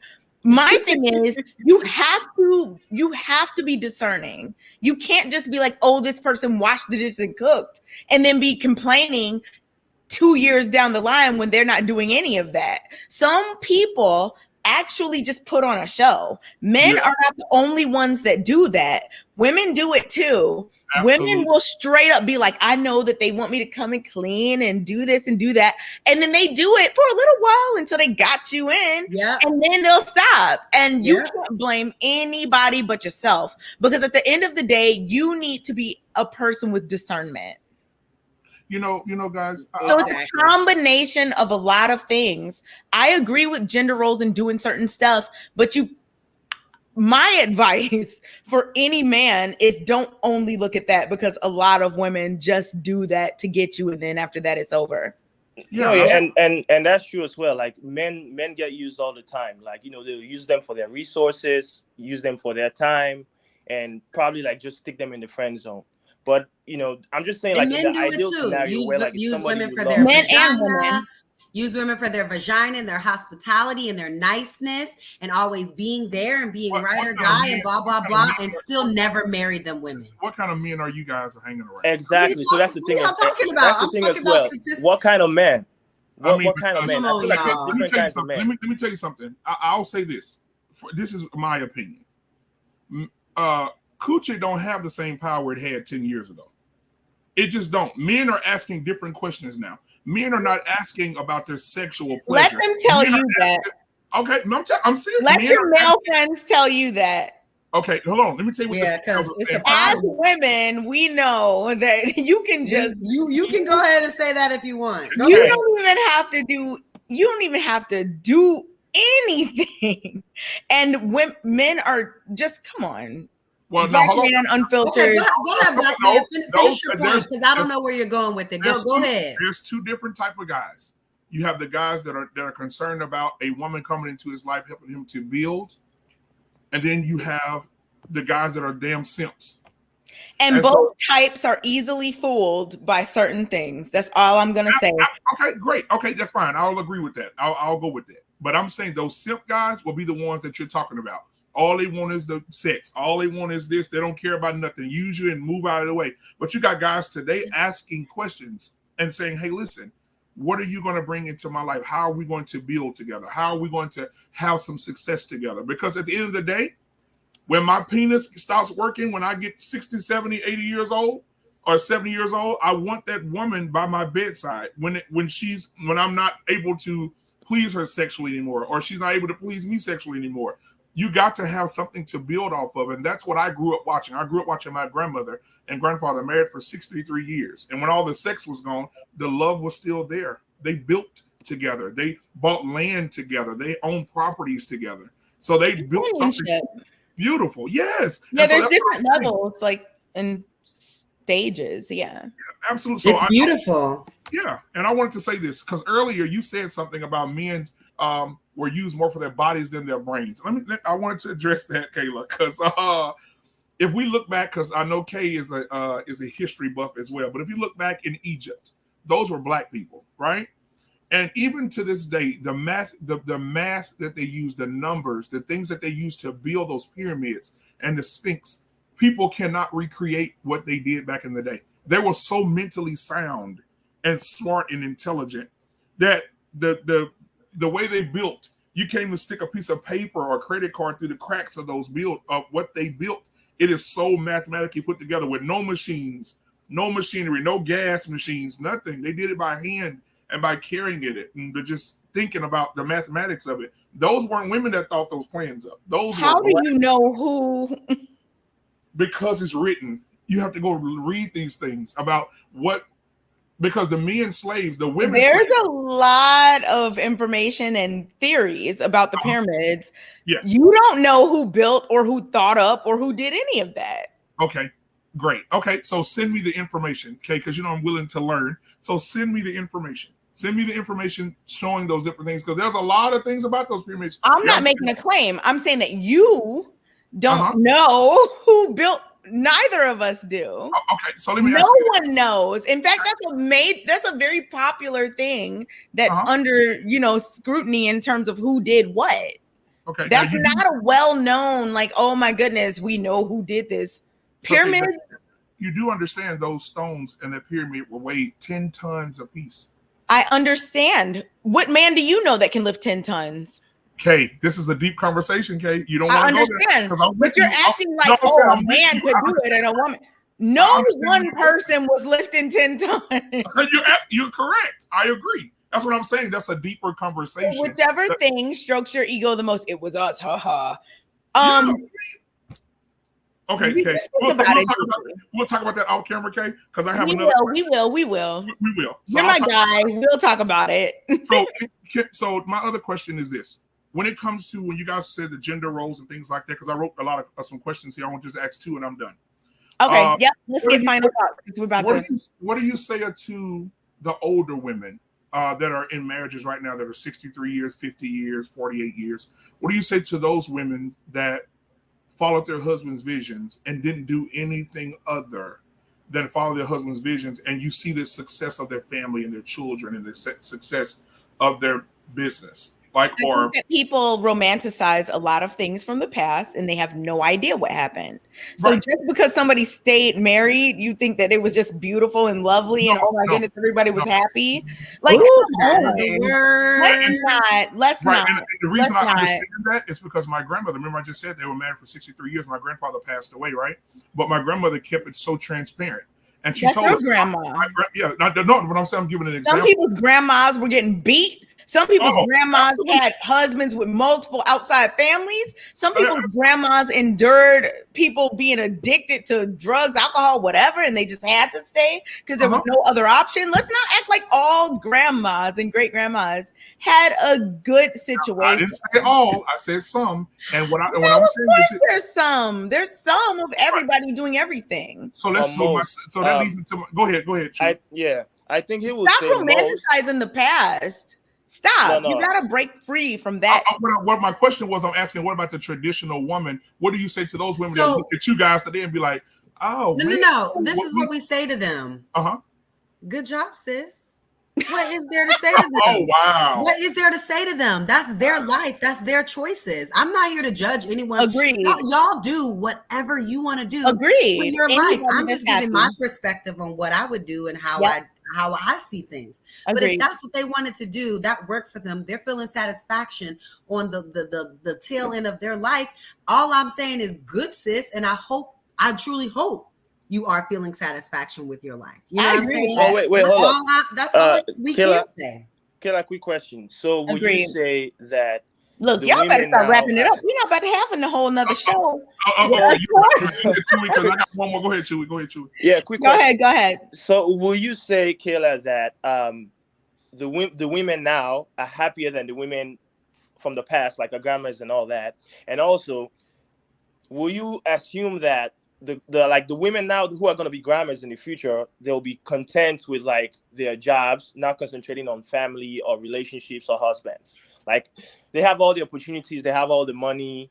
Will you say they'll be more happier having that than having like kids and families and husbands and all that? Because that's the main difference. I think that there is a sector of women that will be happier. Because there's always going to be a sector. Because they didn't even hold on. No. Because they didn't even really want that, right? No. But society says that you have to have that. Society says you must not be that good of a woman if you're not married. Society says that you need to have a man. You know what I'm saying? So Kayla, they're projecting visions of happiness. Of women. They're projecting visions of happiness onto random women that they don't know. They're Obviously, just like all grandmas are happy. But that's what I'm trying to tell them. Obviously, the women that want that don't get it, obviously won't be happy. But the women that didn't want that pressure and didn't want to do that and don't want to be moms and don't want to have to answer to a man, they're happy that now they can live in a space that's respected because it wasn't before. Agreed. You don't got no husband, you ain't got no kids. They're looking at you like you ain't no real woman. But now you can still be a real woman and not have all those things and have the same kind of respect. So for those women that want that path, they'll be happier. Obviously, if you want women and kids and you don't have it and you're not going down that path, you obviously won't be happy. I have to push way back on that. You cannot tell. I'm sorry, but you cannot tell me that there's women out there that want to sleep alone, that wants to be in the every night. Who said sleeping alone? Don't want to be held at night. Don't want to have wait. Y'all said be married. Kayla, tell them. Wait, y'all said be married and have kids. Relationship. Y'all didn't say nothing about sleeping alone. And honestly, you know that you want a man in your bed that you're not committed to? Mr. Black, you know you can be committed to someone without being married. There are people that are in lifetime common law life situations. And Black Men Unfiltered and Kayla, fine. Like, I agree. There are some people who just don't want to be married, but let's not act like there are not some people who just don't want any of this. There are some people that are perfectly content doing whatever they do without I've heard any some of it. 40-year-old women on Clubhouse say that same thing, that they don't want to get married again. No. Black Men Unfiltered, don't project your views onto other people that you don't know. You All right, don't know. hold up. So you think there's always everyone gonna on earth, you got to think globally. Think bigger than yourself. You cannot say that every woman on earth wants the same thing. Some do not. They don't. Now, They am don't. I saying that that's the majority? No. I think the majority majority percentage wants I think the relationships, majority of friendships, and women families. want a relationship with somebody. I would say the majority of people, men and women, All people want a want relationship with somebody. with other people. But we can't say there are no people who just don't care about that. There are people who do all types of things. And you know what, Kayla? One of the biggest problems we're having in the world right now with the whole women situation, that, we can just have a guy over and he'll give me what we need and then he can go about it. The thing is this, you're giving simps or dudes like that. Are you a simp? No, hell no. But you're giving them walking power. What takes you out of simp character? But you know what? I don't subscribe to that. But if that's what that woman wants to do, who am I to tell her what to do with her life? Right. A simp will come over. If he's not committed to you and he's with you 3, 4, 5 years, and then he can y'all can go. It's so many women making these mistakes. And Black man, what makes you not a simp? Yeah, but you know what? Women do that every day in serious. Women do that every day in serious committed relationships. They in for 5, 6 years, and the man don't marry them, leave and go marry somebody else. Isn't that horrible? Isn't that horrible? So you saying that about that, but that also happens to good women that are with good men all the time. This wastes years on them. Y'all gotta understand, life happens. It happens. Different things happen to different people. And people choose trauma bond with people. Black man, what makes you not a simp? Okay, what makes me not a simp is that I don't move in that way. I don't move. Are you married? Am I married? Yes. Okay, so then why are you even worried about? But the reason that I am, because like you, Kay, you are more you're more about our culture as well. So when I look out and I have daughters, right? I have an 18-year-old daughter. I have a 13-year-old daughter and an 11-year-old daughter, right? And so you when I have look all daughters. Who? You have all daughters? And so when I look out into the world, the scariest thing to me is to see what the reflection is. That was my second question leading into that. Seeing what my daughters see. My daughters are, even though I try to protect them at home and what they see and what they watch, but even at school, my little 11-year-old daughter said, "Daddy, what is the slut walk?" My friend said, "The girls are doing the slut walk." I said, "The slut walk? How do you know about that?" I said, "What?" And I'm like, "What?" And she said, "Yes. There's this bright-skinned lady with a bald head, and she's real pretty, and she's doing the slut walk." And I was like, "Oh no." And she's like, but you know what? Kids are going to be exposed to things. That's up to y'all as parents. Kayla, you see what I'm saying, though? Yeah. No, so I think that the main thing is we're not saying that women should not if you want. Don't bail him out of this simp conversation. I just want to know. Okay, I'm not bailing him out. All I'm saying is that we're not saying that women should go ahead not, because we're about to wrap it up. We're wrapping it up. Like if you just want to be single and get money and die alone and all that, we're not saying you cannot do that. Yeah, you can do that. That's fine. You have the opportunity and choice to do that. What we're saying is these women that are taking that path, they're pushing out that narrative to the masses and saying, yeah, that's the right way to go. But are you really afraid? No, I understand. Chewy, are you really afraid that women the vast majority of women are going to be like, you know what? We don't want a man. Like that's not something you have to worry about. No, because but I see what he's saying. What happens in terms is that of like, they don't it's an foster agenda. relationships, It's and an agenda being pushed. We don't have women to marry and build communities with and all that. If we don't have women to marry and build communities with? Black women we want in our community. Wait. You saying you don't have women to marry and build communities with? If all the women are moving towards the hot girl summer and they just want to die, my daddy will get you a woman. Oh, wow. Out of the race. Wow, okay, really? Chewy, I got you. No, for real. I got my dad, there's plenty of Nigerian women. But that are ready. My friend is in Nigeria right now. Her mom trying to put her on a matchmaker. She don't even like him though, so she's still available. If you're trying to get a match made, let us know. No, I'm not trying to get a match. So I'll be fine, right? Saying that there are no women. I'll be fine. All right. So then, what are you talking about? So what I'm talking about is, if there's not enough suitable women in our communities that are focused on getting married, then we don't have relationships, we don't have families. But And is for that the communities to be case? strong, we need You're families. building an argument on a false premise. It's not a false premise, though. So if it's do you happening. think that most women don't want to be married? Well, who's the role models out there right now? Okay, you're not answering the That's question. a deep Do question. you Who's think the role that, models? Deep okay, question. do you think that most women don't want to be married in America? They'll say No, it, but most women want to be married. Okay, But so then what are you talking that, about? what I'm saying is, the women who are the role models are pushing the narrative that, oh, don't put Who any effort cares? into You getting just married. said most women want to be married. There's a narrative about So we all gotta types stop the of narrative stuff. then. If it's not right. Most women are seeing someone. The issue is why are you men not asking women to marry you? Okay, because 70% of Black women are unmarried, right?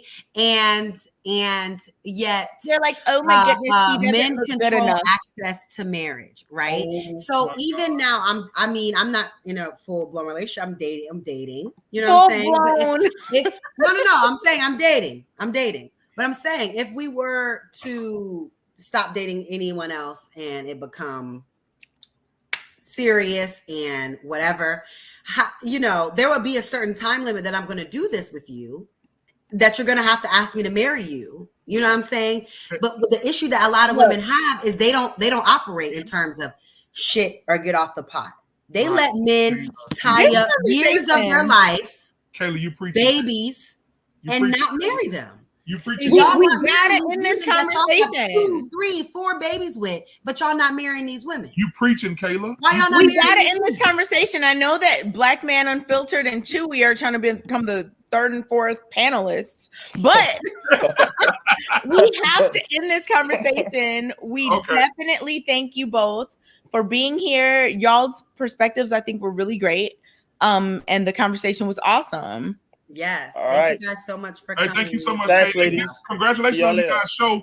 I'm going to support you 1,000%. Yes, we hope to see y'all at the next show and on Thursdays as well. Bye. Okay. All right. See y'all later. All right. Bye, y'all. Bye. Well, Kayla. Girl, people came all the way around tonight. There was a lot going on. I mean, I just, the whole reptile brain, I just want to say everyone has a limbic system. That's all I'm saying. It's not just women. No, we both have that limbic system. They just operate differently in the chemistry of the body. So for men to try to act like, for them to say it, for her to point it out as if men don't have one as well, I think that's where your issue was. Yeah, Because that we is both where it have was. one, and she should have just acknowledged the fact that they're different versus pointing one out as if they don't have one. Women have this They thing. don't have fear, And men don't. like feeding. They don't do these things. Men run on sunlight. They do these air. things. They just operate in the way that they do them differently because we are made differently, because we are made to go together. That's why we are not the same.